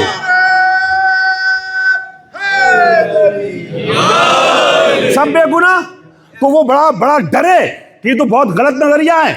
तो उस नजरिए की मुखालिफत में उन्होंने नजरिया तफवीज को कबूल कर दिया। नहीं, अल्लाह ने पैदा कर दिया, बस अल्लाह से कोई मतलब नहीं, बंदा अपने हर अमल का खुद जिम्मेदार है, रिस्पॉन्सिबल है हर अमल के लिए भी, और जो कुछ करेगा अपनी मर्जी अपने इख्तियार से करेगा। अजीजान गिरामी, अब इसका नुकसान यह हुआ कि अल्लाह की कुदरत खत्म हो गई, अल्लाह बे इख्तियार हो गया कि अल्लाह का बंदों पे कोई इख्तियार नहीं है। अब इधर से गिरने लगे, उधर से पीछे हटे तो उधर से गिर गए, عزیزوں اب ان گرنے والوں کو سنبھالے کون؟ ہے اللہ تعالیٰ نے آدم سے لے کے قیامت تک کے لیے ہر دور میں کسی ایسے بشر کو رکھا ہے جب انسانیت تزلزل کا شکار ہو تو ڈگمگاتی ہوئی انسانیت کے ہاتھوں کو تھامنے سامنے آئے. لہذا چھٹے امام نے اپنے دادا کے بتائے ہوئے مولا کائنات کے بتائے ہوئے جملوں کو اپنے انداز میں بیان کرتے ہوئے کہا لا جبرا ولا تفویض بل الامر بین الامرین. نہ جبر صحیح ہے نہ تفویض بلکہ ان دونوں کے درمیان کا ایک راستہ ہے. چھٹے امام کا اب یہ علم عقائد اور علم کلام کا لیکچر نہیں ہے تو میں زیادہ تو نہیں بڑھا سکتا مگر مجھے ایک جملہ صرف کہنے دیجئے گا. اب چھٹے امام نے اس کو ایکسپلین کیا کہ نظریہ جبر بھی غلط نظریہ تفویض بھی غلط. ان دونوں کے درمیان کی ایک چیز ہے جسے الامر بین الامرین کہتے ہیں. دو امروں کے درمیان کا ایک راستہ. اس کو شہید مطہری نے بڑی خوبصورتی سے چھٹے امام کی روایت کے سہارے سے سمجھایا. آنے والا ایک بدو تھا. سب آپ کی طریقے سے پڑھے لکھے تھوڑی نہ ہیں, دیہاتی بھی تو ہے, اس کو بھی تو شریعت سمجھنا ہے نا. تو چھٹے امام نے آسان کرتے ہوئے کہا آنے والے کے مولا یہ الامر بین الامرین سمجھا نہیں میں کہ ہمارا بھی اختیار خدا کا بھی اختیار, دونوں کا اختیار کیسے ہو سکتا ہے. امام نے کہا ذرا اپنا ایک پیر اٹھاؤ. سلامت اس نے ایک پیر اٹھا لیا. امام نے کہا ذرا دوسرا اٹھاؤ. کا مولا نہیں اٹھا سکتا, اتنا ہی اختیار ہے. کہ بس ایک پیر اٹھانے بھر کا اختیار تمہارا ہے, دوسرے بھر کا خدا کا ہے. تم جو کچھ کرتے ہو اپنے ارادے سے کرتے ہو. جملہ سنیے گا, ماشاءاللہ آپ علم عقائد کے چیپٹر کو مجلس کی طرح سن رہے ہیں تو جملہ حوالے کر دوں. تم جو کچھ کرتے ہو اپنی مرضی سے اپنے ارادے سے کرتے ہو, اور اپنی مرضی اور اپنے ارادے سے چونکہ کرتے ہو لہذا سزا اور جزا ہے. مگر جو کچھ کر رہے ہو نا اس اختیار اور طاقت سے کر رہے ہو کہ جو اللہ نے تمہارے وجود میں ڈالی ہے. ایک لمحے کے لیے بھی اللہ اس طاقت کو چھین لے تو بیکار ہو جاؤ گے.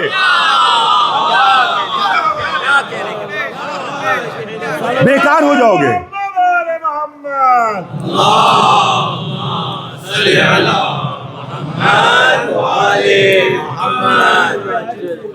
عزیزان گرامی, تو اب یہ نظریہ جبر کے قائل تھے. انسان مجبور ہے. جناب بہلول گزر رہے تھے, یہ لیکچر دے رہے تھے. جناب بہلول نے اٹھا کے ایک مٹی کا ڈھیلا مار دیا. جن لوگوں کا واقعہ سنا ان سے معذرت چاہتا ہوں مگر بچوں تک پہنچانا اپنی ایک بات. مٹی کا ڈھیلا مار دیا. ان کے ماتھے پہ پیشانی پہ چوٹ لگ گئی, چیخنے چلانے لگے. بہلول بھاگ گئے. جناب بہلول وہ تقیہ کی وجہ سے جنون اختیار کیا تھا, آپ کو معلوم ہے. دیوانے جیسے بنے رہتے تھے, عقل مندوں کے بادشاہ تھے. اور کر رہے ہیں عزیزان گرامی. تو جناب بہلول کو پیچھا کیا ان کے شاگردوں نے, پکڑ دھکڑ ہوئی, قاضی کے سامنے جج کے سامنے لایا گیا. اب جب حاکم کے سامنے پیش کیا گیا, شکایت ہوئی, پوچھا قاضی نے کیا معاملہ ہے. تو صاحب نے فرمایا کہ اس نے مجھے چوٹ ماری ہے, مجھے پتھر مارا ہے. کہ جھوٹ بول رہے ہیں, میں نے مارا ہی نہیں ہے. کہ اتنے شاگرد گواہ سب کے سامنے مارا ہو, کہتے مارا نہیں ہے. کہ ابھی تو تھوڑی دیر پہلے آپ کہتے جو کچھ کرتا ہے وہ اللہ کرتا ہے, بندہ کچھ نہیں کرتا. تو لڑنا ہے تو جا کے اللہ سے لڑیے. میں نے نہیں مارا, اللہ نے مارا ہے. کیا بدتمیزی ہے. مجھے درد ہو رہا ہے اور تم اس طرح کی باتیں کر رہے ہو. کہ یہ بھی جھوٹ ہے, ان کو درد ہو ہی نہیں رہا ہے. کہ درد ہو رہا ہے, میں تڑپ رہا ہوں, تم کہتے ہو درد نہیں ہو رہا. کہ ابھی آپ تھوڑی دیر, کہ دکھائیے. کہ درد ہو رہا ہے, کہ دکھائیے. کہ درد کو دکھانے والی چیز ہے, درد کو دکھائی دینے والی چیز ہے. کہ کیوں, ابھی تو آپ تھوڑی دیر پہلے کہتے جو چیز ہوتی ہے دکھائی دینی چاہیے. اللہ ہے تو دکھائی دے. تو جب ہر چیز دکھائی دینی چاہیے تو آپ کو درد ہے تو دکھائیے. پھر ناراض ہوئے اور بھڑکتے ہوئے غصے کے عالم میں کہا تم مذاق کر رہے ہو, تمہیں مذاق سوجا ہے اور مجھے تکلیف ہو رہی ہے. کہ کوئی تکلیف نہیں ہو رہی ہے. کہ کیوں. کہ یہ مٹی کا ڈھیلا تھا, ابھی تو آپ کہہ رہے تھے کہ شیطان آگ سے بنا ہے, جہنم کی آگ اذیت نہیں پہنچائے گی. آپ مٹی سے بنے, مٹی کا ڈھیلا آپ کو اذیت پہنچا نہیں سکتا. صلوات پڑھیں پر محمد و آل محمد.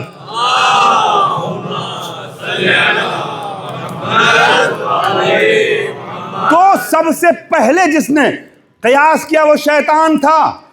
قیاس اور استحسان دو لفظ ہیں جو ایک معنی میں یوز کیے جاتے ہیں، یعنی حکم خدا. میرے بھائیوں، جہاں جہاں تک بھی اس کے ذریعے سے پیغام جائے میں پہنچانا چاہتا ہوں، نوجوان نسل تک ایک بات منتقل کرنا چاہتا ہوں. عزیزان گرامی، کبھی انسان اچھی چیز کی بھی مخالفت اس لیے کرتا ہے کہ وہ سمجھ نہیں پاتا ہے. دشمن نہیں اچھی چیز کا، ہر اچھا انسان اچھائی کو پسند کرتا ہے، مگر یہ کہ شیطان یا شیطانی ہو. لیکن عام طور پہ اچھے لوگ اچھی چیز سے نفرت نہیں کرتے. کبھی اچھے لوگ اگر کسی اچھی چیز سے بیزار ہوں تو سمجھ لیجئے کہ وہ بیچارے سمجھ نہیں پائے اچھائی کی اچھی چیز کی اچھائی کو. اب سنیے گا، یہ جو قیاس اور استحسان ہے نا، یعنی اللہ کے حکم کے مقابلے میں، ہم سادہ لفظوں میں کہہ دیں قرآن اور حدیث کے مقابلے میں اپنی عقل کو چلانا، یہ استحسان ہے، یہ عقل ہے. اسے 8ویں صدی ہجری کے ابتدا تک جناب علامہ ہلّی تک اجتہاد کہا جاتا تھا. 726 ہجری میں علامہ ہلّی دنیا سے گئے ہیں. 726 ہجری میں 8ویں سینچری کے ابتدا میں علامہ ہلّی کے زمانے تک ابو حنیفہ والا کام، شیطان والا کام، یہ لفظ اجتہاد سے یاد کیا جاتا تھا. اسی لیے شیخ صدوق جیسے مجتہدوں نے، میں کچھ کہہ رہا ہوں، شیخ مفید جیسے مجتہدوں نے، شیخ طوسی جیسے مجتہدوں نے اس لفظ اجتہاد پہ حملہ کیا. کیوں؟ اس لیے کہ اجتہاد جو ہے نا وہ شیطانی کام تھا. میں کچھ کہہ رہا ہوں میرے بھائیوں، یعنی قرآن و سنت کے مقابلے میں اپنی عقل کو بھڑانا، یہ قیاس و استحسان جو سب سے پہلے شیطان نے کیا تھا اللہ کے مقابلے میں. اس کے بعد شیطان کے فالوورز کرتے رہے یہ اجتہاد. میں کچھ کہہ رہا ہوں، میرے ساتھ ہے نہیں ہے؟ عزیزان گرامی، شیطانی لوگ یہ کام کرتے رہے جو اماموں کی بات نہیں مانتے تھے. 700 سال تک نبی کے بعد بھی یہ قیاس و استحسان اجتہاد کہلاتا رہا، جو مذموم عمل تھا، برا تھا. شہید صدر کی کتاب حلقہ اولیٰ میں جا کے دیکھیے، پوری تاریخ نقل کی ہے، یہاں تک کہ علامہ ہلّی کا زمانہ آتا ہے. علامہ ہلّی نے سب سے پہلے اجتہاد اور قیاس و استحسان کے فرق کو واضح کیا اور کہا کہ دیکھو، قرآن و سنت کے مقابلے میں جو عقل استعمال کرنے کے لیے جو عقل استعمال کی جاتی ہے، قرآن و سنت کے مقابلے میں جو کام کیا جاتا اپنی عقل کا استعمال کرتے ہوئے، اسے قیاس و استحسان کہتے ہیں. لیکن قرآن اور حدیث کو سمجھنے کے لیے نہیں بات پہنچا سکا. قرآن و حدیث کو سمجھنے کے لیے عقل کا استعمال انسان کرے نا، اور اس کے بعد قرآن و حدیث سے مسئلہ نکالے، تو اب یہ استحسان نہیں ہے، یہ قیاس نہیں ہے، اسے اجتہاد کہتے ہیں. اب کوئی بھی شیعہ ہے جو اس طریقے سے اگر دیکھے تو کنفیوز ہو. کون شیعہ ہے جو یہ کھڑے ہو کے کہہ سکتا ہے لاکھوں کے مجمع میں کہ نہیں، قرآن اور سنت کو سمجھنے کے لیے عقل کا استعمال غلط ہے؟ اللہ نے ہم کو عقل دے کے بھیجا ہے نا. تو قرآن اور سنت کو دیکھیے، ہمارے بھائیوں کے یہاں اجتہاد کے 4 سورس ہیں. ایک قرآن، دوسرے سنت یعنی حدیث پیغمبر، تیسرے عقل، چوتھے اجماع. شیعوں کے یہاں عقل اور اجماع کی کوئی حیثیت نہیں ہے الگ سے. ہمارے یہاں سورس آف شریعت صرف 2 ہیں، ایک قرآن ہے، ایک سنت ہے. مگر عقل مند ہو تو قرآن و سنت کو سمجھنے کے لیے عقل کا استعمال تو کرو گے نا. چھٹے امام نے ابو حنیفہ کو اسی چیز سے روکا تھا کہ قرآن اور سنت کو سمجھنے کے لیے عقل کا استعمال کرو، قرآن و سنت کے مقابلے میں اپنی عقل میں پھیلاؤ. صلوات علی محمد و آل محمد.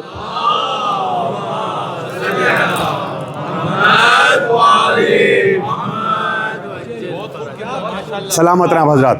میں بے انتہا شکرگزار ہوں کہ آج مجلس سے ذرا سا مختلف آپ کو لے کے چلا، چونکہ دیکھیے میں ذاکر بھی ہوں، ذاکر حسین بھی ہوں، اور یہ حوزوی ذمہ داری بھی ہے. تو میں نے پہلے بھی کہا تھا کہ میں کوشش کرتا ہوں در حسین ہے اتحاد کا، کیا ہے، در حسین پہ ملتے ہیں خیال کے لوگ، یہ اتحاد کا مرکز ہے. تو یہاں سے اس درسگاہ سے سب منتقل ہونا چاہیے. ہمارے یہاں میں نے اس دن بھی اشارہ کیا تھا، کوئی اگر کوئی تبلیغی بات کرنے لگتا ہے ممبر سے تو لوگ کہتے ہیں ان کو تو خطابت نہیں آتی ہے، ان کو ممبر بیٹھنے کی ضرورت ہی کیا ہے، جائے مصلی بیٹھ کے خالی اللہ اللہ اللہ کریں بس. کہاں بیٹھ گئے، مسئلہ بتا رہے ہیں شریع، نماز روزہ پڑھ رہے ہیں ممبر سے. کوئی بیچارہ خیبر خندق پڑھتا ہے تو کچھ نادان کہتے ہیں بس خیبر خندق آتا ہے ان کو. ارے بھائی خیبر خندق نہ پڑھے تو کیا بھگوڑوں کی داستان پڑھے؟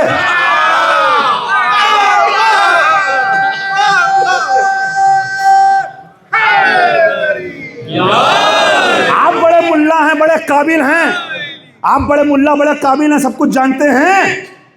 آپ کے پاس ٹائم ہے کہ اپنے بچوں کو خیبر خندق سمجھائیں گھر میں؟ نسلیں آگے کی کہاں سے سیکھیں گی اگر اس ممبر سے فضائل حیدر کرار نہیں پڑھا جائے گا؟ عزیزان گرامی، اللہ پہچانا گیا ہے علی کے ذریعے. میں کچھ عرض کر رہا ہوں، اور عزیزان گرامی، اللہ اسے پسند کرتا ہے جو علی کا دوست ہے، اور علی اسے عزیز رکھتے ہیں جو خدا پرست ہے. خدا پرست ہے، دونوں رخ ملا کے چلنا ہے. آج میرے مجلس کا تقریباً فضائل کا وقت ختم ہو گیا ہے. میں نے جتنا سوچا تھا وہ تقریباً ختم ہو چکا ہے. میں شکرگزار ہوں کہ ذرا دوسرے انداز سے لے کے چلا. آپ میرے ساتھ مجلس کی طریقے سے چلے. 5-7 منٹ مجھے اجازت دیجیے گا، میں فضائل کی فضا میں لا کر کے ان لوگوں کو مسائل میں دوبارہ لے جانا چاہوں گا. 10-15 منٹ کے اندر مجلس مکمل کرنا چاہوں گا. عزیزان گرامی، کل سے شاید پھر فضائل کا پورا ماحول بنا رہے، لیکن میں آپ کو قابل تعریف سمجھتا ہوں کہ اس پورے مجمع میں تقریباً 40-50 منٹ کی گفتگو کے باوجود عزیزوں ایک نظر بھی ایسی نہیں ہے جو مجھے تھکی ہوئی لگ رہی ہو. عزیزان گرامی، تاریخ آگے بڑھی، اللہ تعالیٰ نے آدم کے سلسلے کو آگے بڑھایا، وہ تاریخ آگے بڑھی. میں نے کہا دوسرے نبی جناب شیس تھے، جناب شیس کے بعد جناب دانیال، جناب ادریس، کچھ اور انبیاء آئے آدم اور نوح علیہ السلام کے بیچ میں. مگر آدم سے لے کر کے نوح تک کا جو وقفہ تھا نا، یہ بغیر شریعت کا وقفہ تھا. حیرت نہ کیجیے گا، پھر میں کہوں گا جو کہنا چاہ رہا ہوں اسے سمجھنے کی کوشش کیا. ابھی باقاعدہ ایک لا کے طور پہ، ایک قانون کے طور پہ، شریعت کے طور پہ کچھ نہیں آیا ہے. جناب آدم نے اپنے بچوں کو عقیدہ توحید سمجھایا، جینے کا سلیقہ سکھایا، جو ہلکا پھلکا ہو سکتا ہے عبادت و معرفت کا انداز بتایا. لیکن پورے پیکج کے طور پہ سب سے پہلا صاحب شریعت نبی جو آیا ہے، جو ہم 5 بڑے نبیوں میں مانتے ہیں، جس میں پہلا نام وہ جناب نوح ہیں. ان کو صاحبان شریعت کو اولو العزم پیغمبر ہم کہتے ہیں. اولو العزم کیوں کہتے ہیں ان نبیوں کو؟ چونکہ یہ صاحبان شریعت نبی رہے ہیں. 5 نبی، ان میں سے جو صاحبان شریعت تھے، جناب آدم کے بعد سے وہ سلسلہ ابتدائی دور تھا، پرائمری سٹیج تھی، ابھی انسانیت سکھائی جا رہی تھی. ابھی ایک دم پرائمری سٹیج پہ انسانیت ہے. ابھی اتنے قانون کی ضرورت نہیں، ابھی تو کھانا پینا نہیں آتا ان کو. اور کر رہے ہیں آپ، پہننا نہیں آتا، اوڑھنا نہیں آتا، کچھ نہیں آتا. ابھی تو پرائمری سٹیج پہ ہے. پھر چلتے چلتے جناب نوح کا دور آتا ہے، پہلی شریعت آتی ہے، اور آگے کی شریعتیں پھر عرض کروں گا انشاءاللہ. ابھی عشرے میں کچھ دن باقی ہے. عزیزان گرامی، اب جناب نوح علیہ السلام نے 950 سال تبلیغ کی. آپ کی عمر کے لیے 5 روایتیں ہیں. 1000 سال کی ایج تھی آپ کی، 1300 سال، 1900 سال، 2300 اور 2800 تک بتائی جاتی ہے ایج، 2800 سال. عزیزان گرامی، لیکن 950 سال تبلیغ کی زندگی، 950 سال تبلیغ کیا. جناب نوح کی تاریخ تفصیلی ہے مگر مختصر کر رہا ہوں، 5 منٹ میں بیان کروں گا. اگر گنجائش رہی تو شاید کل آگے بڑھا دوں.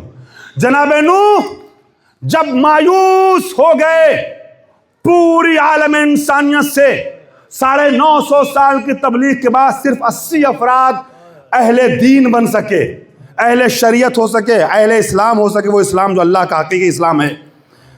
صرف 80 افراد دین الہی پہ آئے تو جناب نوح علیہ السلام نے عذاب کے لیے بد دعا کر دی. اللہ تعالیٰ نے فرمایا، اس کے پہلے کے مراحل چھوڑ رہا ہوں، اللہ تعالیٰ نے فرمایا وَاصْنَعِ الْفُلْكَ بِأَعْيُنِنَا وَوَحْيِنَا، اے نوح کشتی کو بناؤ، کشتی نجات کو، مگر میری نگاہوں کے سامنے بناؤ، میری ہدایت کے مطابق بناؤ۔ نو جو کشتی بنا رہے ہیں کشتی نجات، یہ جسموں کی نجات کے لیے بن رہی ہے۔ ذرا 5 منٹ کے مجلس کے انداز واپس آئیے گا۔ یہ جو کشتی نجات بن رہی نا، یہ جسموں کی نجات کے لیے بن رہی ہے کشتی نجات۔ جو اس پہ سوار ہوگا اس کا جسم بچے گا۔ ایمان تو بچ چکا ہے، تبھی تو آ رہے ہیں، مگر بچنا کس چیز کو؟ جسم کو۔ عزیزو، یہ کشتی نجات وہ تھی کہ جس کے لیے اللہ نے کہا وَاسْنَعِ الْفُلْكَ بِأَعْيُنِنَا وَوَحْيِنَا، سورہ ہود آیت نمبر 37، کشتی بناؤ میری نگاہوں کے سامنے، میری ہدایت کے مطابق، جیسے میں کہوں ویسے بناؤ۔ نبی نے ایک کشتی نجات اور بتائی ہے، وہ جسموں کی نجات کے لیے نہیں، وہ روحوں کی نجات کے لیے۔ فرمایا نا مثل اہل بیتی کمثل سفینۃ نوح، میرے اہل بیت کی مثال کشتی نوح جیسی ہے۔ من رکبہ نجا ومن تخلف عنہا غرقا، جو سوار ہوا وہ کامیاب ہوا، جو ہلاک ہوا وہ ڈوب گیا۔ تو عزیزو، جب کشتی نجات جسموں کے لیے بنائی جائے تو بغیر اللہ کی مرضی کے نہ بنے۔ صلوات بر محمد و آل محمد۔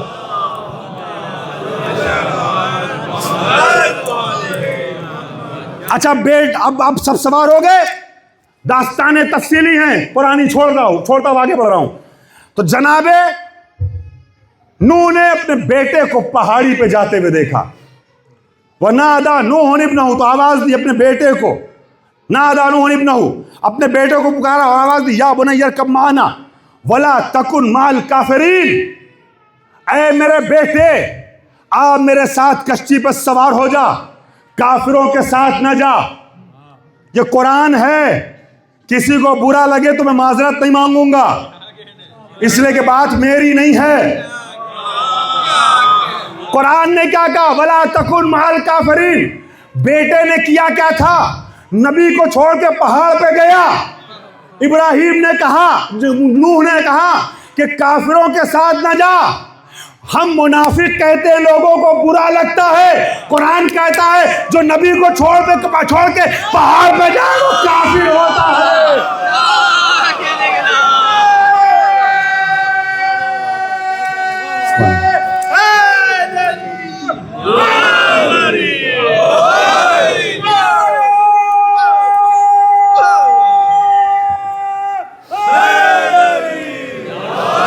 ماشاءاللہ سب مل کر کے آگے سے پیچھے سے مولا کے نام کا نعرہ لگا رہے ہیں، تو جاننے والے جان چکے ہیں، ذوق شعری ہے نا، تو میں آپ کی حوصلہ افزائی کے لیے تاکہ پورا مجمع مولا کے نام کا نعرہ ایک ساتھ بلند کرے، میں ذرا 4 مثل حوالے کر دوں۔ یہ جو نعرہ ہے نا، یہ نعرہ ہمیں غدیر سے ملا ہے، خیبر سے ملا ہے، نبی کی زبان سے ملا ہے۔ میں کچھ کہہ رہا ہوں، سب سے پہلے بعض اوقات بچے کہتے ہیں کہ نعت علی جب اتنی اچھی چیز ہے سب کیوں نہیں پڑھتے؟ بزرگوں سے دعائیں چاہوں گا، نعت علی سب کیوں نہیں پڑھتے جب اتنی اچھی چیز ہے، مصیبتوں سے بچاتی ہے؟ نبی نے بتایا، سب سے پہلے خیبر میں نبی نے کہا تھا نا نعت علی جب مظہر جائے، تو جب اتنی اچھی چیز ہے اور نبی کی زبانی ظاہر ہوئی تو سب کیوں نہیں پڑھتے؟ سنو میرے نوجوانوں کہ سب نعت علی کیوں نہیں پڑھتے، پیچھے تک کے پورے مجمع کی توجہ چاہوں گا۔ مشکلوں میں وہ الجھ کر رہ گیا، مشکلوں میں نے آج فضائل نہیں پڑھے، صرف 5 منٹ فضائل پڑھ رہا ہوں۔ عزیزان گرامی آپ سب کا ساتھ چاہوں گا۔ مشکلوں میں وہ الجھ کر رہ گیا جس نے سمجھا خار ہے نعت علی،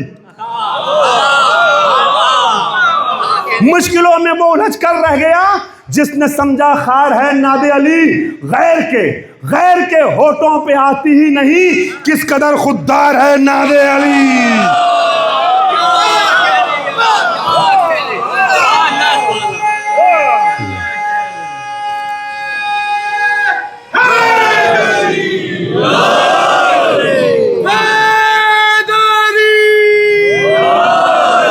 خدا آپ سب کو سلامت رکھے۔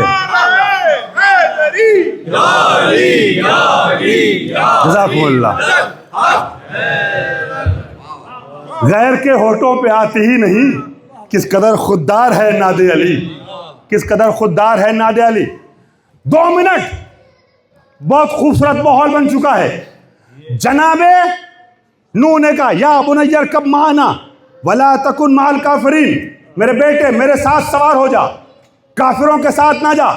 بیٹے نے کہا ساوی الی جبل یعصمنی من الماء، بابا میں پہاڑ کی پناہ میں آ گیا ہوں، یہ مجھے ہلاکت سے بچا لے گا۔ آج پانی ہلاکت کے لیے آیا ہے، عذاب بن کے آیا، رحمت بن کے نہیں آیا ہے۔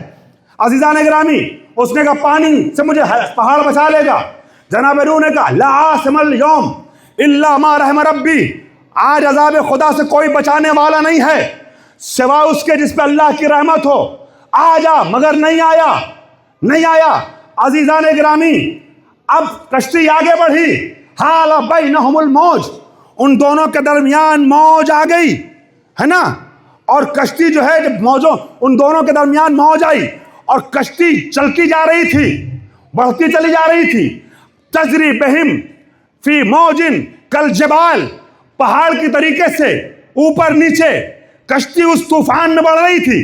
عزیزان گرامی، اور بیٹے کے لیے قرآن نے کہا کانا من المغرقین، وہ ڈوبنے والوں میں سو گیا۔ کشتی آگے بڑھی، باپ کا دل تھا نا، بیٹے کے لیے ایک مرتبہ نرم ہوا، باب رحمت ربانی پہ دستک دی، آواز دی، اپنے رب کو پکارتے ہوئے وَنَادَى نُوحٌ رَبَّهُ، اپنے رب کو پکارا۔ فَقَالَ، نوح نے کہا إِنَّ ابْنِي مِنْ أَهْلِي وَإِنَّ وَعْدَكَ الْحَقُّ، خدایا میرا بیٹا میرے اہل بیت میں سے ہے اور تیرا وعدہ سچ ہے، حق ہے۔ میں آج ٹائم کی قلت کی وجہ سے پورے طور سے مفہوم ادا نہیں کر سکتا ہوں، مگر اہل بیت کے عاشقوں، جیسے آپ نے یہ جملے سنے ابھی تک، ویسے ہی میرے ساتھ 2 منٹ چلیے گا، بہت لطف آئے گا۔ نادا روح ربہ، اپنے رب کو پکارا، آواز دی، تیرا وعدہ حق ہے، تو نے کہا تھا میرے اہل بیت کو بچائے گا، بچا لے۔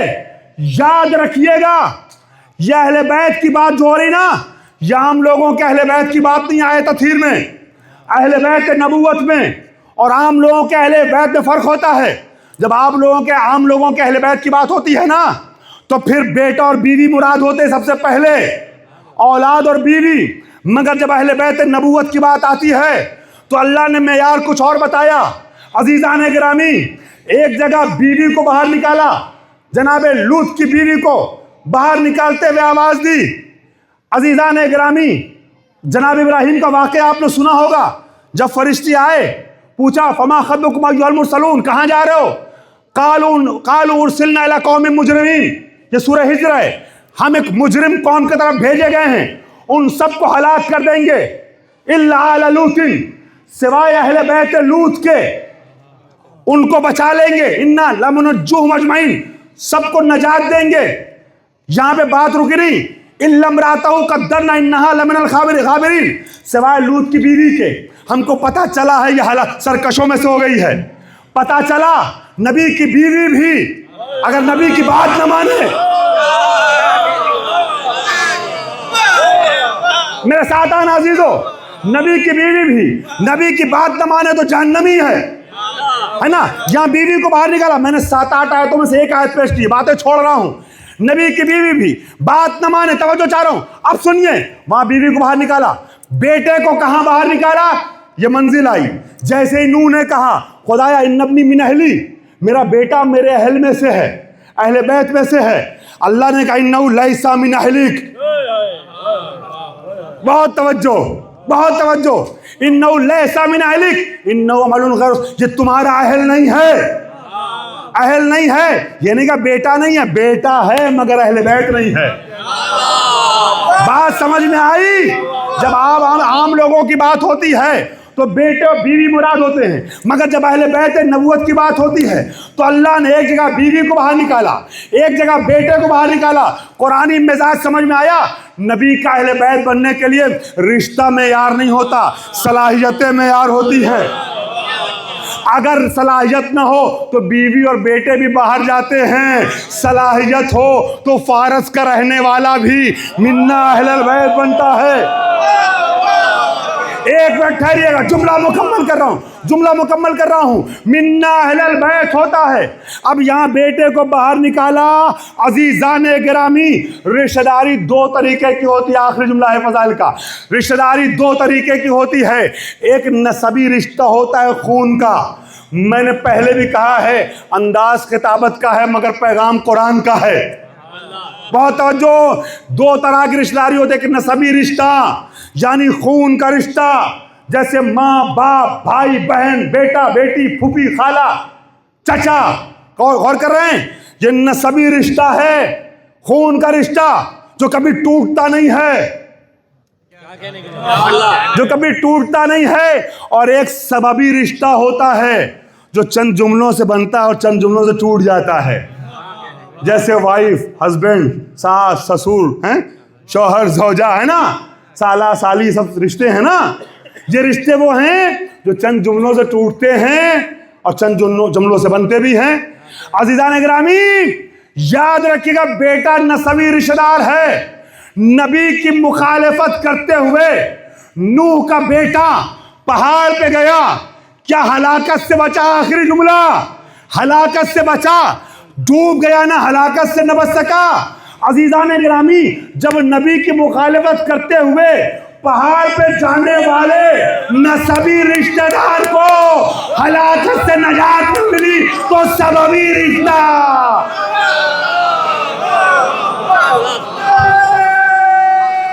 بہت شکریہ. السلام علیکم. بہت شکریہ. اللہ آپ سب کو سلامت رکھے.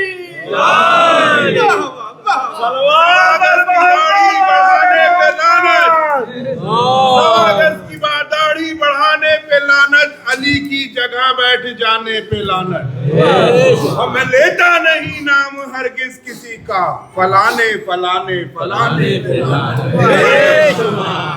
اب ذرا سا سیف بھائی کے جملے کو، وہ تو انہوں نے وہاں سے بیٹھ کے کہہ دیا، میں یہاں سے نہیں پڑھ سکتا ہوں، مگر یہاں سے دوسرے انداز میں آپ کے جملے کو دہرا دوں.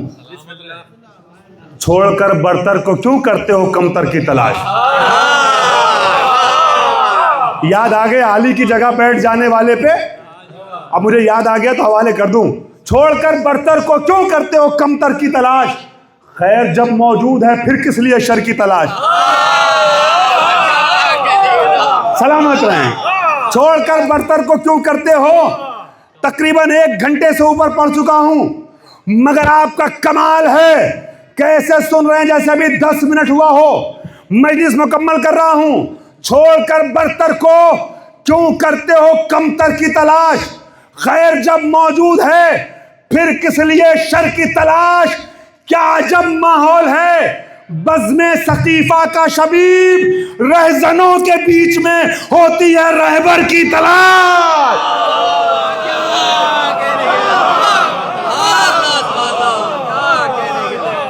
کیا عجب ماحول ہے، کیا عجب ماحول ہے بزم ثقیفہ کا شبیب، رہزنوں کے بیچ میں ہوتی ہے رہبر کی تلاش. کبھی 20 سال پہلے قم میں یہ 4 مصرے کہے تھے جو آپ کے حوالے کر دیے. رہزنوں کے بیچ میں ہوتی ہے رہبر کی تلاش. رہزن بچوں کے لیے کہہ دوں، لٹیروں کو رہزن کہتے ہیں، ہدایت کرنے والا رہبر ہوتا ہے. رہزنوں کے بیچ میں ہوتی ہے رہبر کی تلاش. عزیزان گرامی تو یہ وہ شخصیتیں ہیں جن سے عداوت رکھنے والا، ان کے مقابلے میں آنے والا، ان کی مخالفت کرنے والا کافر ہوتا ہے، ہلاک ہو جاتا ہے، جہنمی ہوتا ہے. چاہے کوئی بھی نبی ہو، کسی بھی نبی کا مخالف، یہ سلسلہ چلتا رہا، نبی کے مخالف ہلاکت کا شکار ہوتے رہے. عزیزان محترم یہ سلسلہ ہمارے پیغمبر تک پہنچا. آپ کیا سمجھتے ہیں خاندان ابو سفیان، خاندان بنی عباس یہ علی کا دشمن تھا؟ نہیں، علی کا تو صرف نام لے رہے تھے کیونکہ نبی کے نام پہ حکومت کرنی تھی. اصل میں دشمنی نبی سے تھی. نبی کے دروازے پر آگ اور لکڑی لے کر کے آئے تھے. وہ زہرا کا دروازہ اسے کہیں گے کہ اصل میں نبی کا گھر ہے، نبی کے بچے ہیں. اور فاطمہ نے بھی یہ نہیں کہا کہ کیا اس گھر میں آگ لگاؤ گے جس میں علی کے بچے ہیں، یہ کہا کیا اس گھر میں آگ لگا دو گے جس میں نبی کے بچے ہیں، نبی کے چھوٹے چھوٹے نواسے ہیں. تو ملعون جس نے سب سے پہلے علی کی مخالفت کی تھی، عزیزان محترم، اس ملعون نے جواب دیا وَإِن، اگرچہ حسنین ہی کیوں نہ ہو آگ لگا دیں گے۔ عزیزان گرامی، یہ دشمنی انسان کو کہاں تک لے گئی؟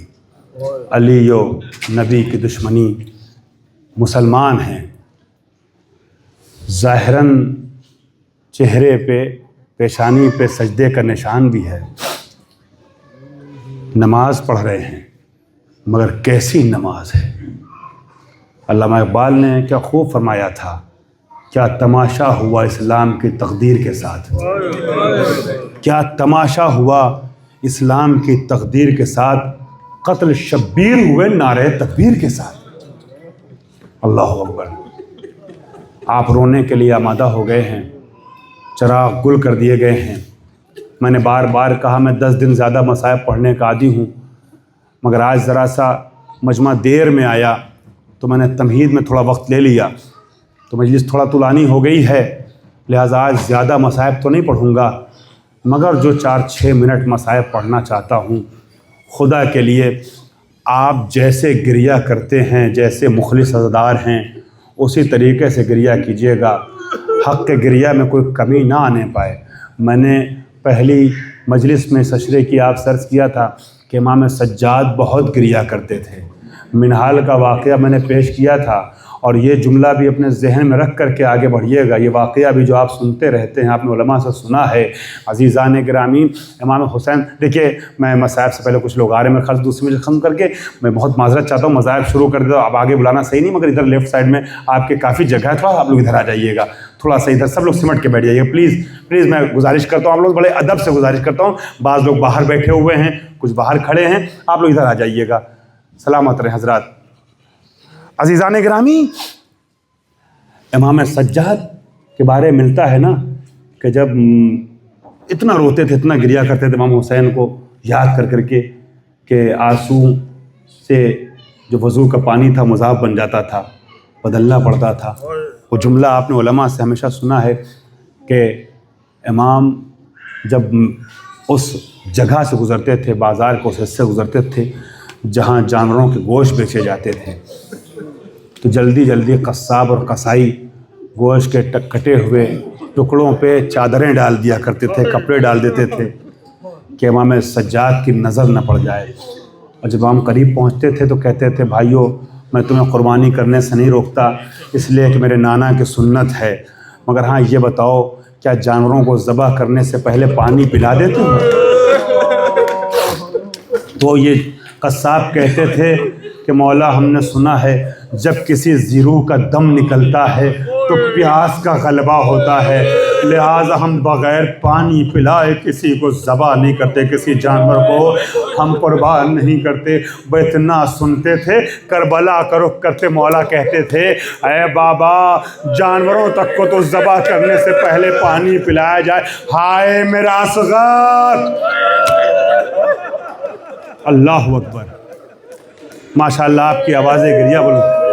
امام بہت گریہ کرتا، میں بھی اور آگے کی مجلسوں میں کچھ اماموں کے گریہ کا ذکر کروں گا، ہر امام نے گریہ کیا بھی ہے اور گریہ کی خواہش بھی کی ہے۔ خوش نصیب ہو میرے بھائیوں کہ اللہ نے تمہیں توفیق دی کہ حسین کے غم میں آنسو بہانے کے لیے اکٹھا ہوئے ہو۔ عزاداروں، کربلا تک میں آپ کو کل لے کے آیا تھا۔ عام طور پہ تیسری اور چوتھی محرم کو اصحاب حسینی میں سے بعض کا ذکر کرتا ہوں، کل میں نے حبیب کا تذکرہ کیا تھا، آج میں چاہتا ہوں کہ حسین کے اس ساتھی کا ذکر کروں جو کوفے کے راستے تک حسین کے دین پہ نہ تھا، حسین کے مذہب پہ نہ تھا، مگر کس طریقے سے بدلا ہے کہ حسین سے دعائیں لے کے گیا۔ عزیزو، راہ کوفہ و کربلا میں ایک جگہ پر امام حسین کا خیمہ نصب ہے۔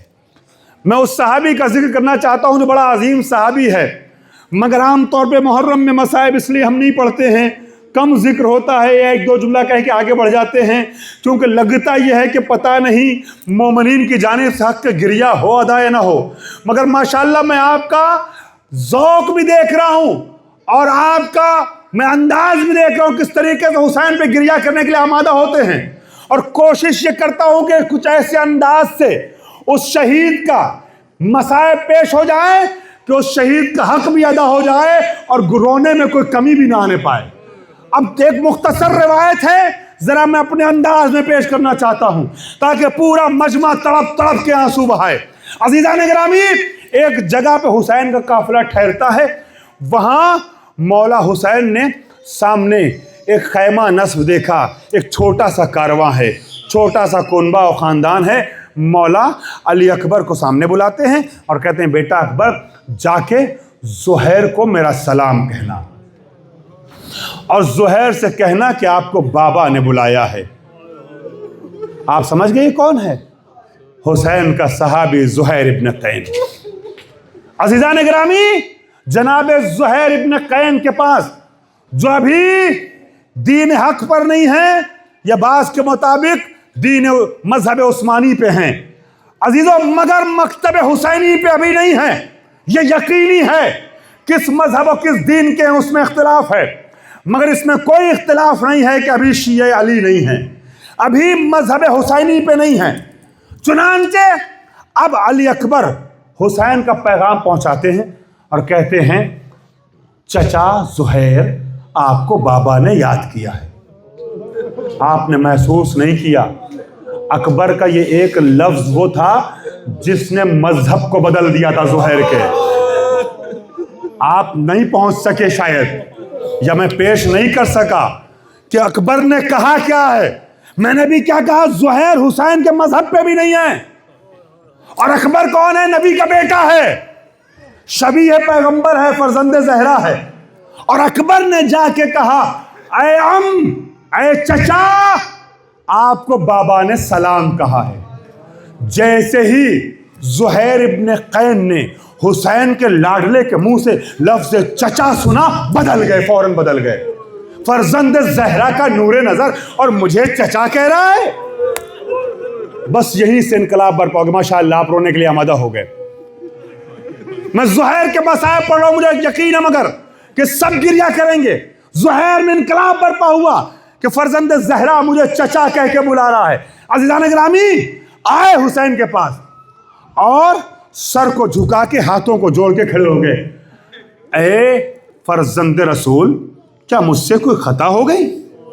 مجھے آپ نے کیوں یاد کیا؟ کہا حسین نے زہیر، تم یہ غیروں کے طریقے سے دور دور کیوں رہ رہے ہو؟ تمہارا نام تو ہمارے ساتھ فہرست شہداء میں شامل ہے۔ حسین نے اور کچھ نہیں کہا، وہ اتنا کہا تمہارا نام تو فہرست شہداء میں شامل ہے، بس یہ کہنا تھا۔ زہیر کہتے مولا ہاتھ آگے بڑھائیے۔ حسین نے ہاتھ بڑھایا، زہیر نے حسین کے ہاتھوں پہ بیعت کی، ہاتھوں بیعت کی اور کلمہ ایمان جاری کیا۔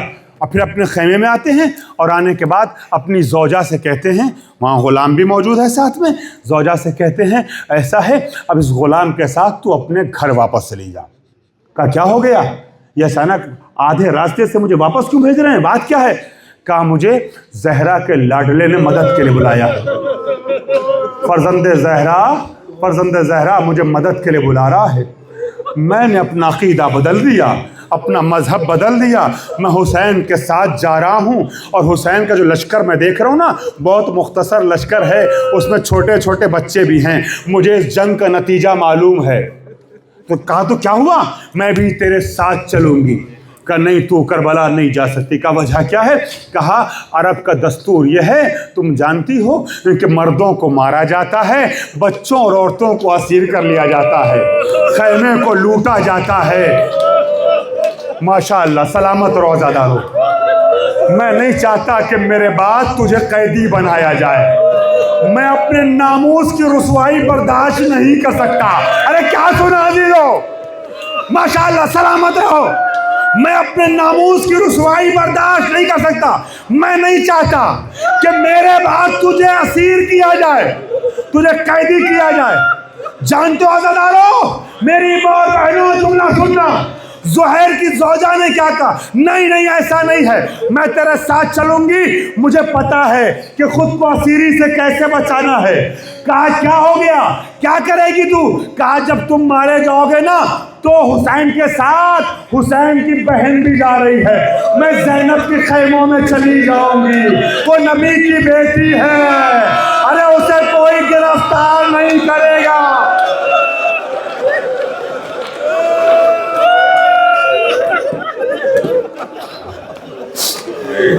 اجرکم اللہ۔ عزادارو، محرم دھیرے دھیرے آگے بڑھ رہا ہے، 5 شبیں گزر گئی محرم کی، آج 4تھی محرم ہے، 5ویں محرم کی شب ہے۔ ماشاءاللہ جس طریقے سے آپ گریہ کر رہے ہیں مجھے احساس ہو رہا ہے کہ آپ کو اندازہ ہے۔ مجلس مختصر کر رہا ہوں، 2 جملے صرف۔ اللہ اکبر۔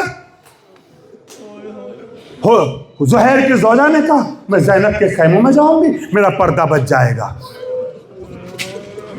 آپ نے گریہ کر لیا، لہٰذا اس کے بعد کا جو جملہ پڑھتا ہوں اسے چھوڑتے ہوئے آگے بڑھ رہا ہوں۔ سنیے عزیزو، اب زہیر کربلا آ گئے، زہیر کربلا آ گئے، جنگ شروع ہو گئی، یہاں تک کہ زہر کا خدا کے لیے 2-3 منٹ دنیا کی ساری ضرورتوں کو بھلا کے صرف کربلا کو سوچنا میرے بھائیوں۔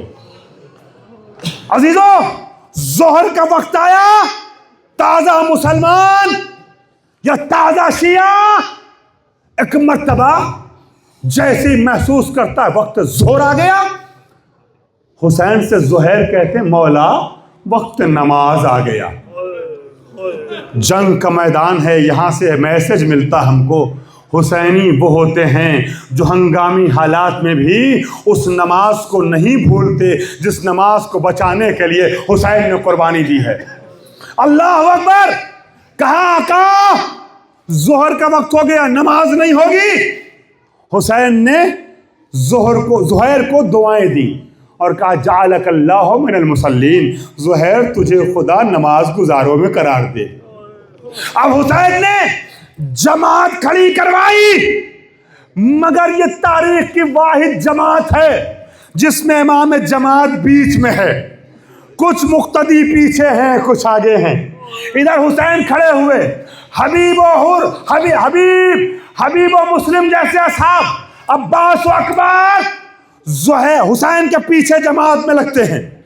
زہیر نے سعید کے بازوؤں کو تھاما، کبھی نماز ہوگی کہیں ادھر سے کوئی دشمن میرے آقا پہ تیر نہ چلا دے، کہا ہمیں آقا حسین کی حفاظت کرنی ہے، تازہ تازہ مذہب حسینی کا مالک زہیر سعید کے بازوؤں کو تھامتا ہے، حسین کے سامنے سینہ سپر بن جاتا ہے۔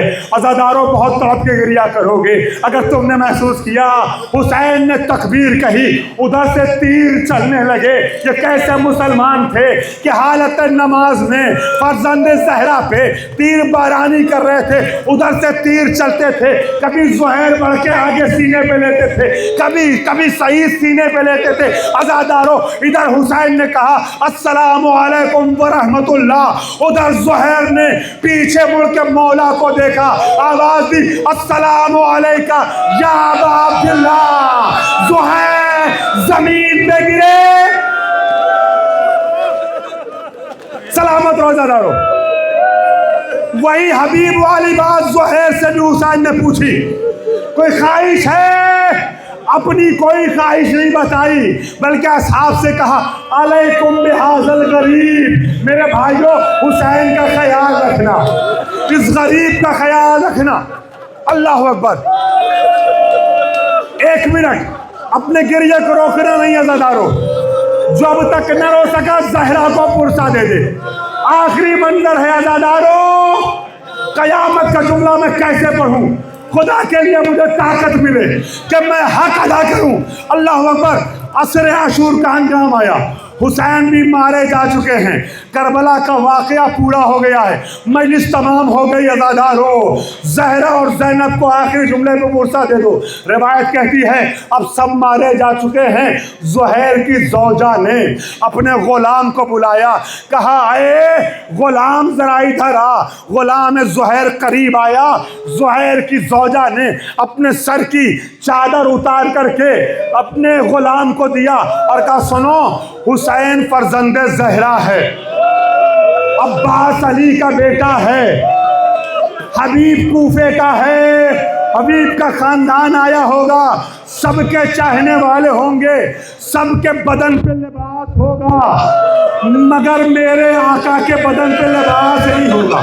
لو یہ چادر لے جاؤ، بے گور و کفن اپنے آقا کے جنازے پہ ڈال دو۔ غلام زہیر گیا چادر لے کے، مگر چادر لیے ہوئے واپس آ گیا، کہ بی بی مجھے معاف کیجئے، میں اپنے آقا کے بدن پہ یہ چادر نہیں ڈال سکتا۔ کہا میں تجھے معاف نہ کروں گی، تو نے کیا غضب کر دیا، بے وفائی کی۔ کہا آپ معاف کیجئے نہ معاف کیجئے، مگر میں چادر اپنے آقا کے بدن پہ نہیں ڈال سکتا۔ کہا پوچھا وجہ کیا ہے؟ کہا بی بی ارے آپ نے ایک چادر دی تھی، 72 جنازے مجھے شرم آئی، حسین کی میت بے گور و کفن، میں اپنے آقا کے بدن پہ یہ چادر کیسے ڈالتا؟